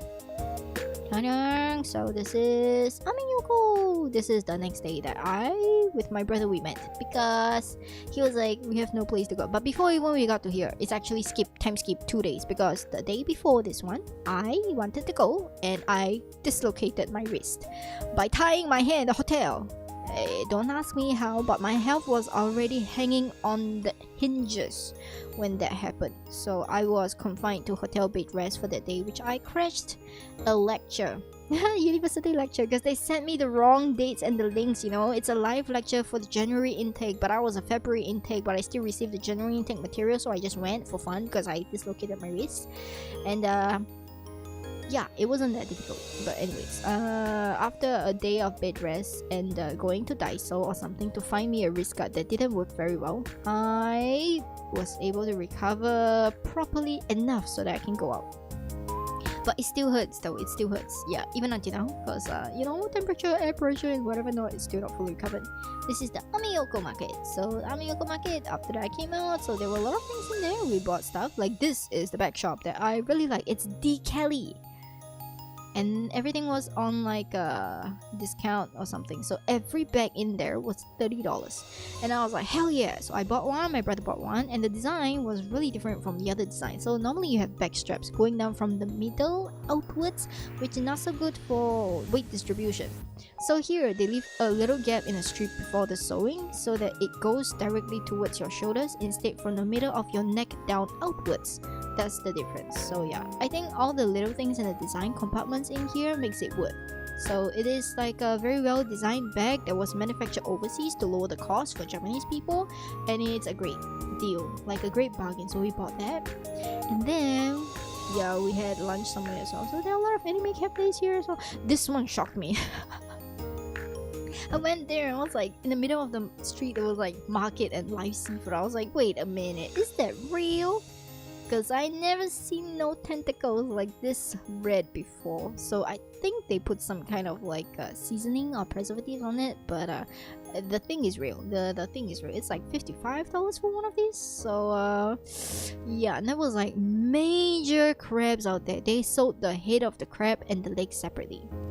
Just saying, these are the head of the crabs, right? The legs were sold separately, and this is middle of the square where you see that. And the guy thought I was local, so he spoke to me in Japanese, and I was like, yeah, we're playing Japanese, it's very cool today. Yes, he was talking about the weather, but in his defense, he was wearing like a singlet inside and like some kind of like a light windbreaker. It doesn't make sense to me, but it's a fisherman kind of thing.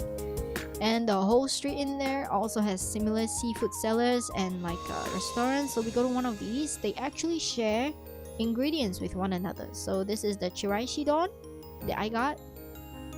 Ta-da! It's kind of like a fast food place as well.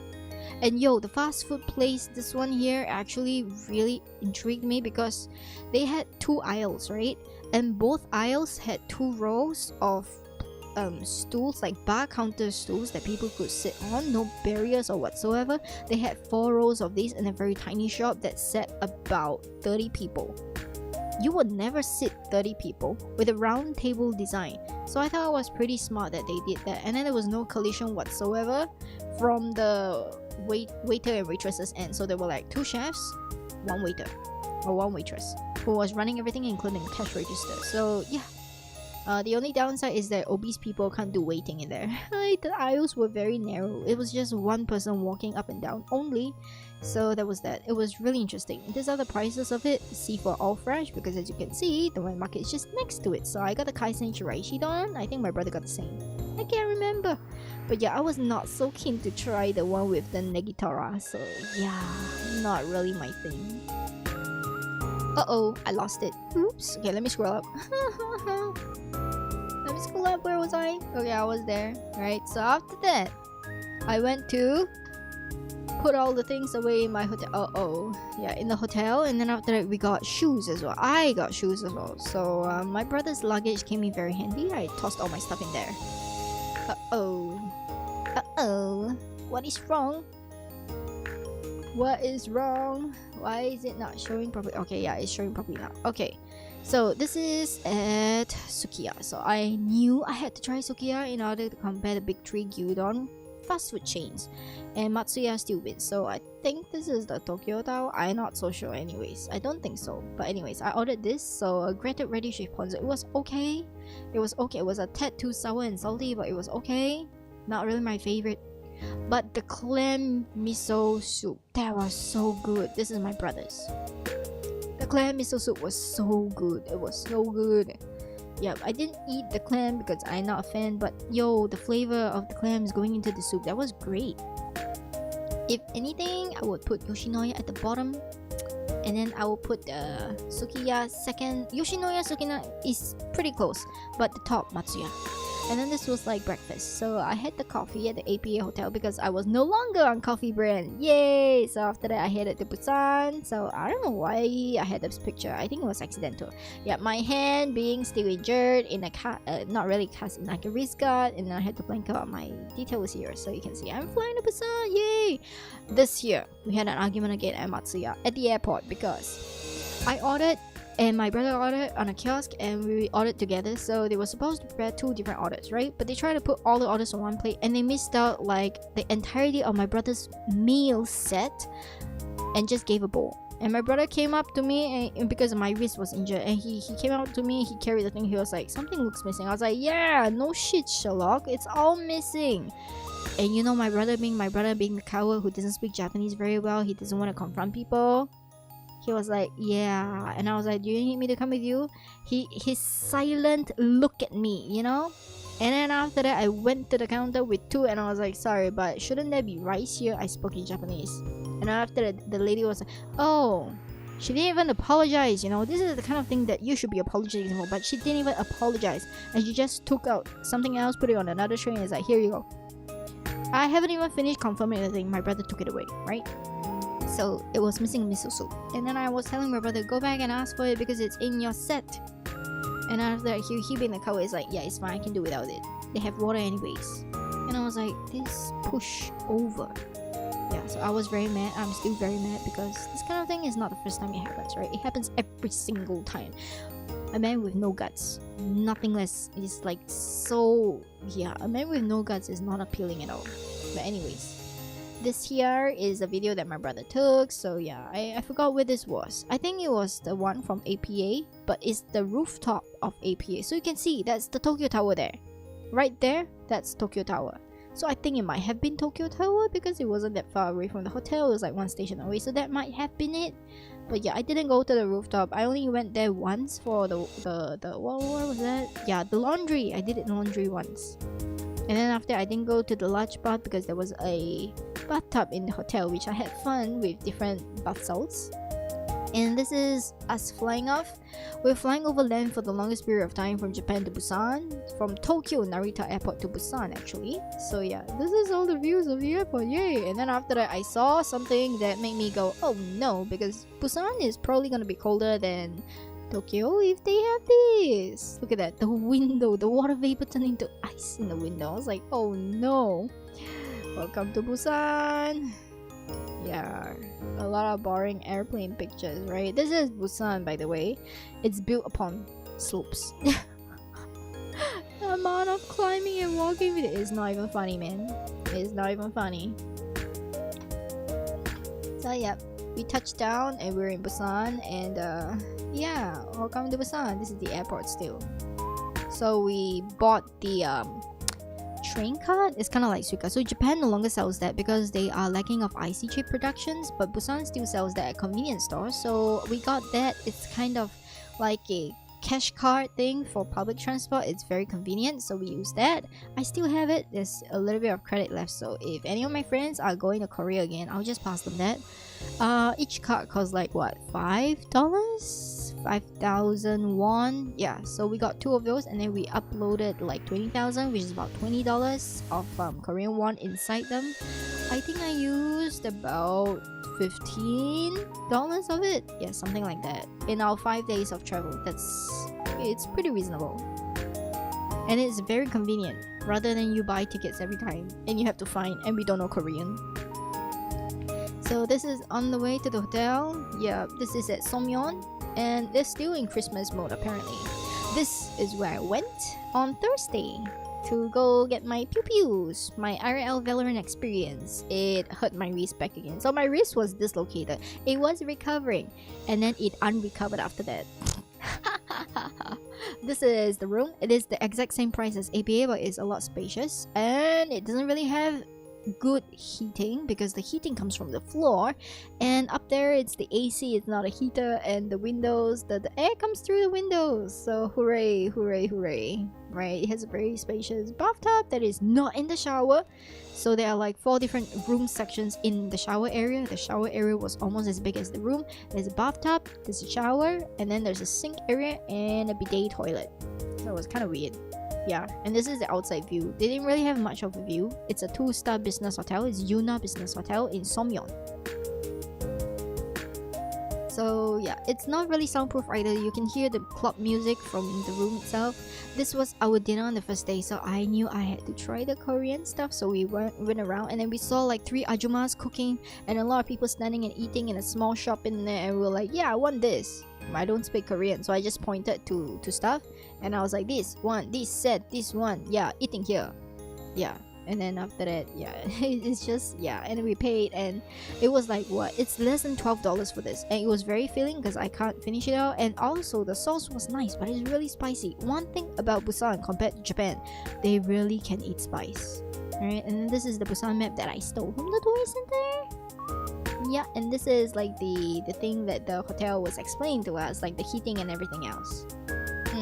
So this is where we ordered. I should have ordered the corn dog because I never got to try the corn dog even after we left. And these are like some of the snacks at the convenience store, and yeah, stuff at Daiso. They have a Daiso there, you know? This is the stuff in their Daiso. And I was like, foldable yoga mat? Sounds so convenient. I didn't buy it, of course. My brother tempted me with logic to buy it. I was like, no, I have to refuse. And this is the underground shopping center in Somyeon. There is one that leads all the way to Busan. Ta-da! So they have like a cosmetic store, a convenience store for cosmetic stuff in Korea. Only in Korea you find that. It was like, why? But also, wow, because my skin was dying from the winter. You know, winter is so dry. You know, my skin is drying. And then I had to try this for breakfast. Look, it's rice and it's rice again. It's like onigiri and another kind of onigiri. And I had to try the banana milk because I saw Soo-young drinking it. So I was like, yes, please. The latte was fine. The cold brew is not. There's the Starbucks version of it. Okay, so I'm just gonna let you guys know anything that's like latte or milk based kind of drinks, that's nice. If it's cold brew, it's gonna taste somewhat stale. It's not completely sour, but it tastes like Brand's essence of chicken. If you ever drank that, yeah, it tastes exactly like that. So the preserved cold brew is not as good. Just get the coffee with the milk base. It will taste better because it's all in the fridge anyway. So the banana milk, okay, look, I might be lactose intolerant, but the banana milk was nice. If all milks tasted like this, I wouldn't hate it as much, despite being lactose intolerant. So yeah. And then this is the washing machine. So we did our laundry together there. At a later part, this is the view during the day. This is in Busan. We're in Busan already, okay? The Instagram is lagging. This is where I got my strawberries, as well as we got the japchae and the dinner that we brought back to the hotel. But anyways, this is the place where I got how do I say, forcefully convinced to buy things by ajumas who are very friendly. But also, you know, the hostility of Koreans. Some of them, a lot of them are very hostile. Like for example, we were on the train to this, like, okay, this one we walked. We were on the train somewhere else. And then after that, my brother and I were just sitting there, right? We had our luggages and everything. And then after that, there's this old Korean man with bloodshot eyes, and he just looked at my brother. And of all the people, he just looked at my brother, picked on my brother, pointed a finger in his face, and started scolding him and, like, you know, just swearing in Korean, scolding him all sorts of stuff and talking. And we just like, English please. You know, it's just those kind of things. And then when we first arrived, also with luggages, so we were lost, right? And then we were like, you know, just trying to get our way around stuff. And then the lift opened, we got in, and we were like, okay, which level do we go now? The old Korean lady behind us just freaking clicked her tongue at us and just, like, you know, shoved us to get out of the elevator while we were trying to figure stuff out. Like, I mean, you could have said excuse me or something. You don't have to be so rude to click your tongue at us, roll our eyes, and just like yeah, just basically Korean rude grandmother things. Right? Not a lot of people in Korea are nice. I just want to say that a lot of Korean people, they are not very nice. Yeah, especially if they know that you're a foreigner. I don't know if it's a culture there in Busan or if it's Korea itself, but I don't feel welcome. Then I don't think I'll go back unless it's for the strawberries. The food, of course. Oh my god, it's so blurry. Why is it so blurry? But anyways, these are the fruits and the strawberries that I was talking about. Ta-da! This one's this is much better. Ta-da! So they have like a circle. There's 1, 2, 3, 4. These strawberries are 1, so I'm thinking maybe this is grade 1. I'm not too sure, but anyways, they cost like what? Okay, the first time we bought this, it was like what, $12? And then after that, the second time I bought this was like the very next day, it was like $10. I don't know how they price it, but I might have remembered this wrong. I don't recall, but yes. And then this one, I was so impressed. I was like, is this literally wild ginseng? Roots unprocessed, like dug up from the ground. It's like, yes. So we didn't get this, but we got the ginseng candy that the lady brought us inside the shop for taste testing for, and we're like, dang, it's individually packed and air sealed too. Alright, because we are not very rich, we'll just get this so that we can give everyone a little bit of something as a token. And then after that, there are all sorts of shops in here. Like the wet market is a fascinating place where you can see the developing Busan of the rich side and then the poor people side. So this is like the poor people side, kind of. It was very affordable. Look at all this fresh kimchi made food, so much food. We got some of these, and they don't sell kimchi by the 100 grams, okay? They sell it by the kilograms. I was like, oh no. And then we bought like, I think 1 kilogram of kimchi. I was crying. I was like, who's gonna eat all this kimchi? Obviously we couldn't finish it, right? But we had to try it. Fresh kimchi. Okay, comparing fresh kimchi and the kimchi that we have in Singapore imported from there in air seal that is processed and fermented for a while, I would say I prefer the one that's fermented for a while compared to the fresh ones. So yeah, that's that. And then there's this wet market where we got lost. We got outside and then we saw the stores. This is our dinner. So we got the japchae. I got the japchae. And then we got some of the like octopus salad and stuff like that. And then the fresh kimchi, of course. And quail eggs. I think Koreans really love their quail eggs because it's not very common in Singapore. We eat chicken eggs. They have a lot of dishes with quail eggs. And then this year, I was once again pulled by a very chatty Ajuma who was trying to guess where we were from. It was like Hong Kong, Taiwan, Singapore. I was like, yes, Singapore. And then she was like, come, Singapore. Like to eat this one. And I was like, yeah, with like in Korean, she was trying to explain to us that this was nice. And I was like, okay, I'm gonna trust you because you cook on the outside and your food smells delicious. I don't know what this red jelly-like substance is. Later I found out it was congealed blood. I was like, I'm not up to this. So I exchanged it with my brother because I ordered 2 kinds of things in case I didn't like one of them. And true enough, I don't like congealed blood. So I got the other one with beef parts. Yeah, so it's beef noodles, beef stew, beef something, but it's not noodles, it's rice. Yeah, she said bowl, rice, a soup. She said. I was like, okay, just give me one of these and one of that. That's how my brother thought I knew what I was doing. I said, no, I just go with it. This was the place. Yeah, it was very funny. These are the pricing as well. So I looked at the price, I was like, yeah, it's pretty affordable. This is where they were cooking all this stuff. Can you see that? There were desserts as well, hot desserts and stuff like that. Okay, the soup was nicely seasoned. It was so cold, but it warmed us up. The spices were just right. It was not like super spicy, but it's enough to warm you up on a cold winter's day. And because we still had time, so we went to the park. This is the Busan Citizens Park. Right, so it's a long walk from Busan. And my brother was carrying dinner and the strawberries and everything else, by the way, when we were walking this. And it was a very, very, very long walk. I think we walked about 15 kilometers the entire day. Yeah, it's a very long walk. In a very big park. So this is the center of a village that was Busan's origin before everything else built around it. And yeah, this is the explanation for it. This is the pavilion that I apparently don't have very great photographs. Oh shoots! Uh-oh.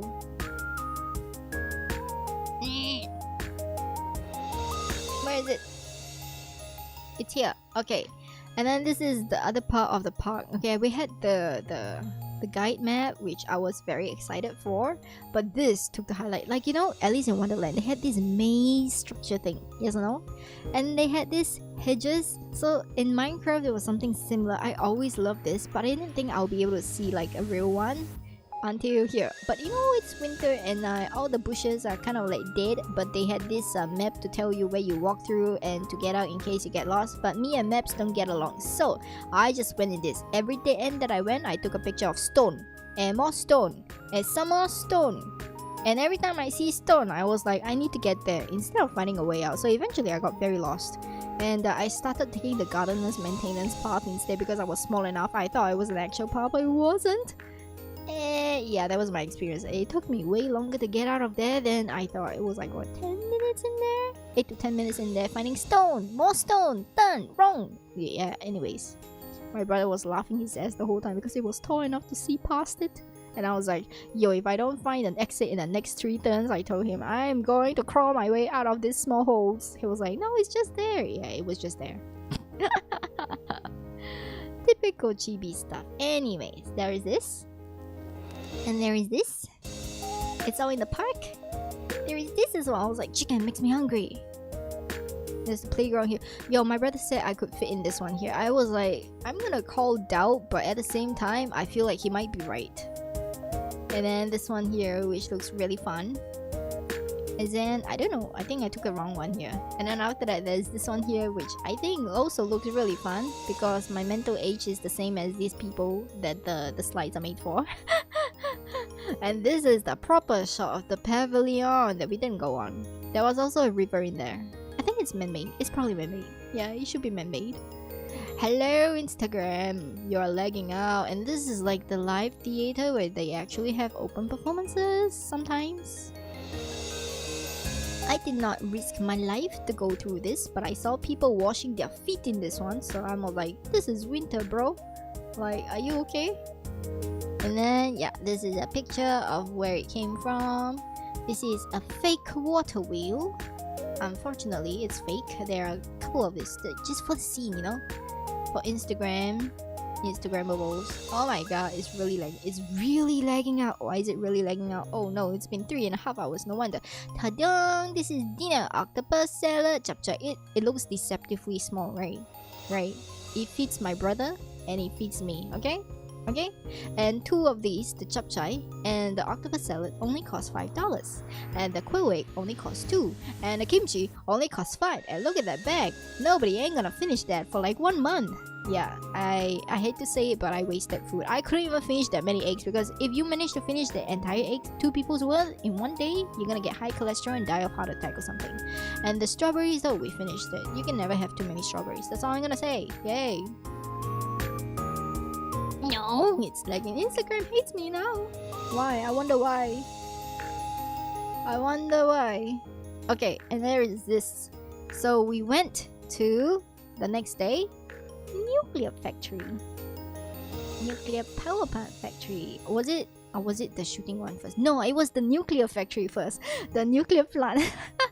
We actually went to a nuclear plant. Okay, so this is the cold brew that absolutely sucks because it's in a bottle. And yo, the salad there.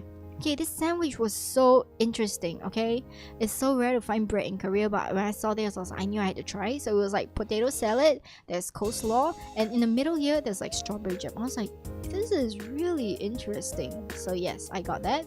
And then we had to take a train to Wole. We got lost, so the nice train attendant at the Busan interchange helped us with English. And yeah, so we got all the way here to Wole, and you can see the nuclear reactor thing is not on the map, but we could see it from like afar, like those 2 mushroom thingies in the distance. That's it. That's why we just followed the sign, and there's no sign. We just followed the mushroom heads and walked towards it. Yep, so this is kind of like how Wole looks like. Ta-da! We walk towards that thing through the navigation of all these small houses in the town. It's a really, really small town with only 1 elementary school. Ta-da! And this is somebody else's house. I thought it looked really cozy. It was winter, so there was no food. Come on, Instagram. Ta-da! Korean nuclear power site. Okay, for your information, this is the world's largest functioning nuclear power plant site, okay? And it is also contained internally, all of it. And it is tsunami proof and earthquake proof. So it's very amazing. This is the seaside is just near the nuclear power plant. So I'm a little concerned. I can see why there's tsunami warnings, but I think they've done preventions for all of that. This is like a fishing village as well. Yep, so these are all the barbed wires. I was like, oh, we can't go in there. Yeah, and then we walked the perimeter, only to be stopped here at the security guard center, because I was about to walk in there thinking it was some kind of tour that I can go to. No, this turned out to be the actual site. What we were looking for was completely different. It's like near, but not near enough. It was the information site for the nuclear thing, right? So this is a random windmill thing for wind speed testing. This is the view at the sea. Clearly taken by me, I think. I was standing on some rocks or something, and then there were a lot of ducks swimming. I was like, do ducks swim in the sea? Because I am pretty certain this is the sea. Please move. Why are you taking so long? Yeah, but anyways. Yep, so there was this. This is the place that we were meant to be, but we took so long to find the building. We took even longer to find the place and stuff like that.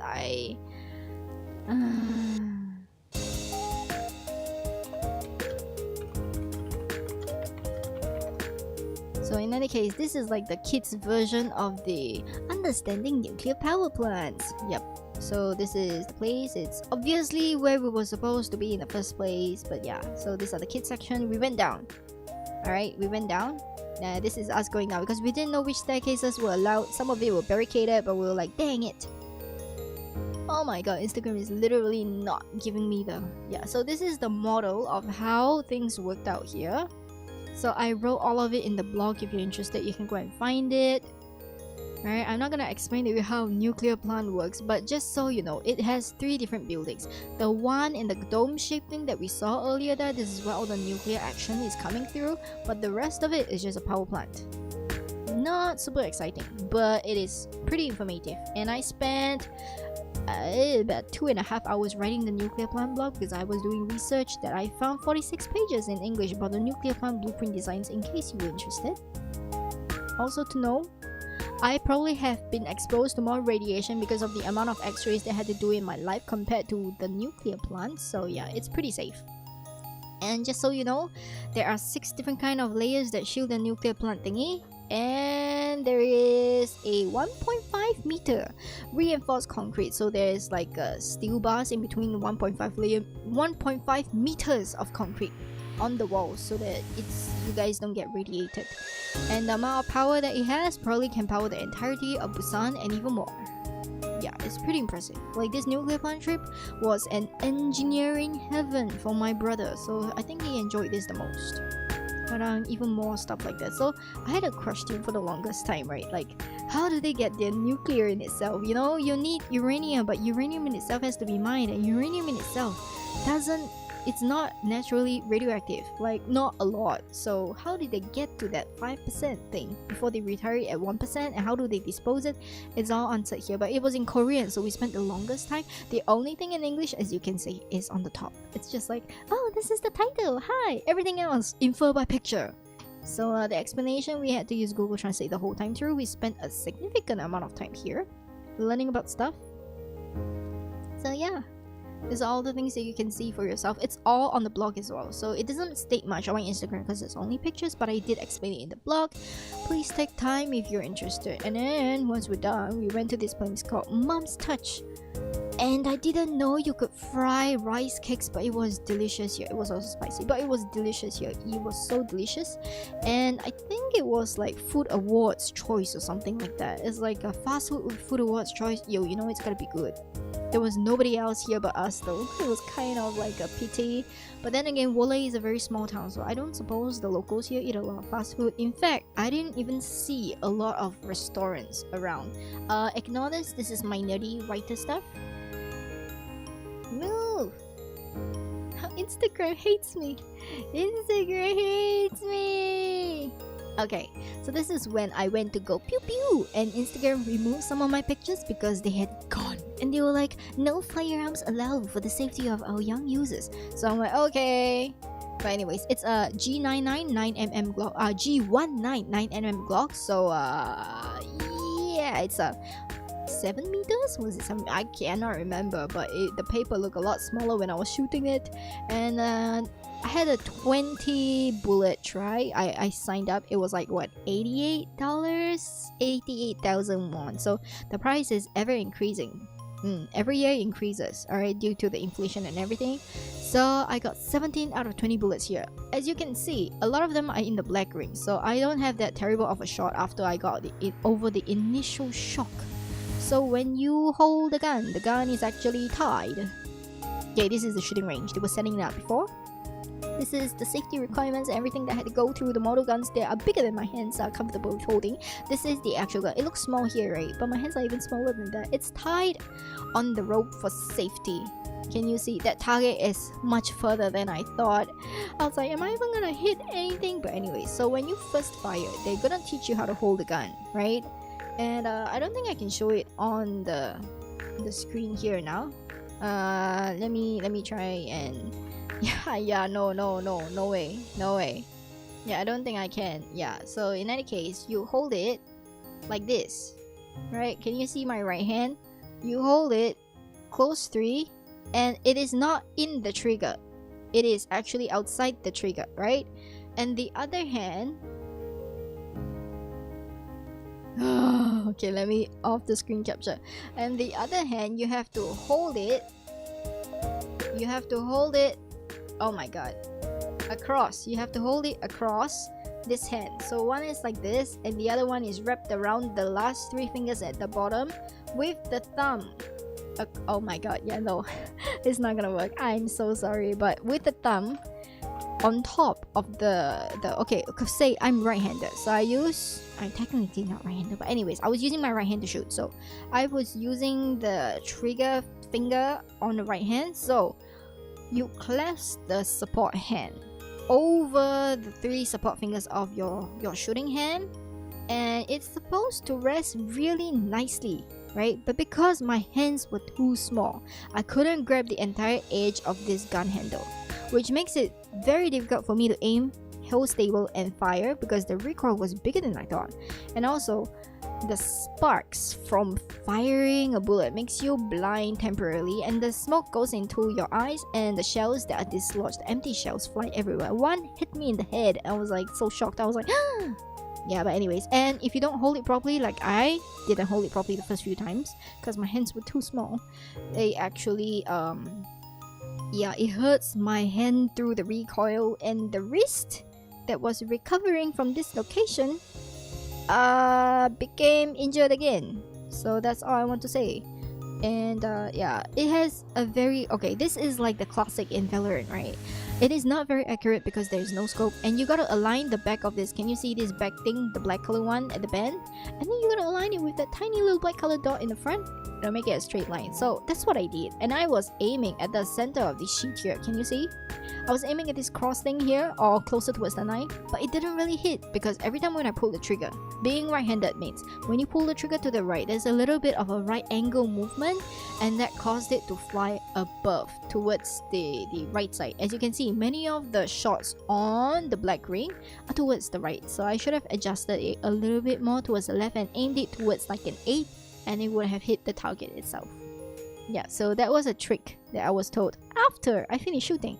But yes, it was really quick to shoot all of those, but it was also a really scary experience, so I don't think I'm cut out for guns. Yeah, just to know how powerful that machine is. Yeah, I went for it. But yes, I think that's all that I covered, more or less. And then I went to Sparland right after. God, my Instagram hates me. Yo, wait, let me reload. Probably it's better without the cache. Okay. Okay. Not okay. Okay, never mind. So, not okay. Let me reload. Hold on a second. Not okay. Right, so I couldn't take pictures of spawning in the baths and everything, but just know the sauna rooms are different. So I took a picture of one of the sauna rooms that are modeled in Bali. It was like, you know, it was Singapore temperature, so nothing too like, you know, insane. But the one that was insane was the Finnish sauna. It was like 75 degrees Celsius. I went in there later than all the grannies, and then after that I came out first before the grannies. It was so hot in there, oh my god. And then the cold water baths, they were so salty because everybody who went in the sauna right after that came out sweating, and they like bathed in that. It was like ugh. Yeah, how do I know it's salty? It's accidentally tasted, you know, I didn't drink it on purpose, but yes. And the baths, they had 2 different kind of baths. One is calcium chloride, the other one is sodium chloride. So apparently I heard that they were both, one is good for skin, one is good for rheumatism, so I soaked them both for like 10 minutes each. Yeah, and then I went to my favorite, the jets bath, like the jacuzzi. Yeah, the massage one, yeah, those were great. Okay, so yeah, this is the building where you can find Sparland in, and this is like the biggest departmental store. Yep, so we had this. So I was looking through this and I found one of the things that I wanted to eat, which was the jajangmyeon. And then this thing was like a rice stew. So it's like amasake without the sake kind of taste. It's kind of weird, but it's also nice. So it's not too bad. It's not too bad. And these are like the certifications that they have in Sparland that they were showing you. And this is what I ate. Ta-dang! It was actually good. Like the noodles texture was great. That's all I want to say. Like this one, very worth it. And then yeah, so this is where I was. And then after Sparland, so I met up with my brother. So you can stay in there for 4 hours, and if you buy enough food and spend like I did, you can extend it to like 6 hours. But I didn't, of course, because I don't want to soak into a prune, or like, you know, I don't want to be a prune. So we went to the Hanyuda beach itself. It's winter, nobody's swimming obviously, and it was a long walk. I don't know how to say this name. And then this one kind of looks like Marina Bay Sands a little bit to me. These are the rules. Okay, to know if you go in summer and you want to swim, it's fine, but you have to know there is a riptide. So there are riptide zones, and be very careful with that. So if you're not a strong swimmer, please yeah, be very careful. Don't panic whenever you're in a riptide. Don't panic, float along, let the currents take you out, and then you slowly make your way back. Swim with the current to the sides and not against it. You will die. Okay, that's very dangerous. So yeah, this is the ocean and the sea and everything. So yeah, it's very touristy. They're still developing. All these buildings that you see on the left here, they are still currently being built in progress. They are like hotels. The other side of this is a business district. But yes, those are some of the things that we saw. And this one here was like towards the sea train route, so it's very touristy as usual. This is the original train line in Busan. I'm not sure if it was made in a movie, but this is the one that goes past to the sea before the new trains were up. So these are some of the views, very lovely with the sea. A lot of these houses are also like, you know, being torn down and renovated and stuff like that. This here, right here, is the train. So the one below was the original train. It was supposed to be like steam engine or something like that. So the rails are a little bit different, but now it's battery operated. It's for group people and it's cheaper basically, so everybody gets to see the side of the sea. But if you want a little bit more coupley dates and private stuff, you can get the one on top. It sits for 2. Yeah, it's really cute though. Every single car is painted different colors, and some of them have designs that are adorable like this one. Yes, so take your pick. We didn't go this though. We didn't go to this. So yeah, because we don't want to get blinded by the sun. There's no appeal in that. We went to McDonald's. We ordered this thing that was really nice, smoothie, but we forgot it was winter. So the freaking smoothie didn't melt. And I spilled a lot of that on my pants because it was such an open brim. Yeah, and the coleslaw was like with a vinaigrette or something like that. It was nice. It was nice. Okay, I got the beef bulgogi with egg. My brother got a 1955 burger. You know, if you go to different countries, you gotta try the McDonald's there at least once because it's gonna be different, and you know it's gonna be different. Ta-da! So yes, and then this should be the last one, I think. So this was at the airport. So next day, Day 5 in Busan, we are flying back already. We spent the longest time in the airport, and this was like the king's meal for my brother, like the set meal. He got like the stew, the soybean stew thing, and the fermented soybean actually, and then the beef, and then it's like the one that you wrap up. I think it's oh, what is that thing called again? I can't remember. But you wrap all these tiny ingredients in these leaves like a salad, and then you eat it with the meat and stuff like that. So yeah, he got that, and then I got this. So I remember Anzo telling me that I have to try some kind of soup thing, and I think I found it here. So it's like beef bone soup. Yeah, I got the beef bone soup. Yeah. Zumi was also telling me a couple of stuff that I should try. I think I got most of them. I tried the jajangmyeon as well. So yeah, we got all of these, and then this is like the views there and stuff like that. I don't know, it was so freaking random.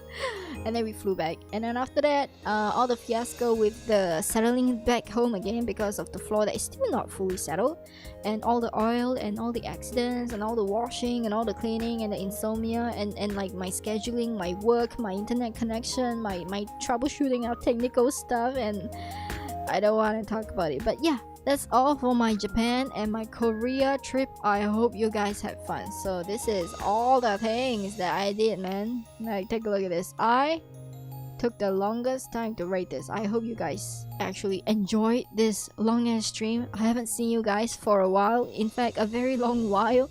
I will be trying my best to come back to streaming gradually. Probably not anytime soon for like 3 times a week, because I still have editing of streams and stuff like that to go on. But once I hit 500 subs, I will be doing a donathon so that I can get myself a live 2D model and make proper music videos coming up. I will be doing the mixing and everything myself, so it's a little bit more like experimental stuff, video editing, music videos, mixing, recording, singing, rapping maybe, I don't yeah, but then there's also making original instrumentals, so maybe original music compositions might be coming up. I don't know yet, but anyways, it's a plan for 2024. Thank you for joining today. It's almost 4 freaking hours. I need to stop talking. My throat hurts. I need to drink honey lemon drinks right now. Right, but it's been great to be back. I hope this answers a lot of questions on what happened. Literally, the earthquake, the gun, the nuclear factory is the highlight for this holiday. not quite seem like a holiday. We did a lot of walking, we did a lot of traveling. I'm very tired, I have my period, and I'm very hungry right now, so I'm gonna get lunch. I'll see you guys again when I do see you guys. Thank you for joining. Bye bye.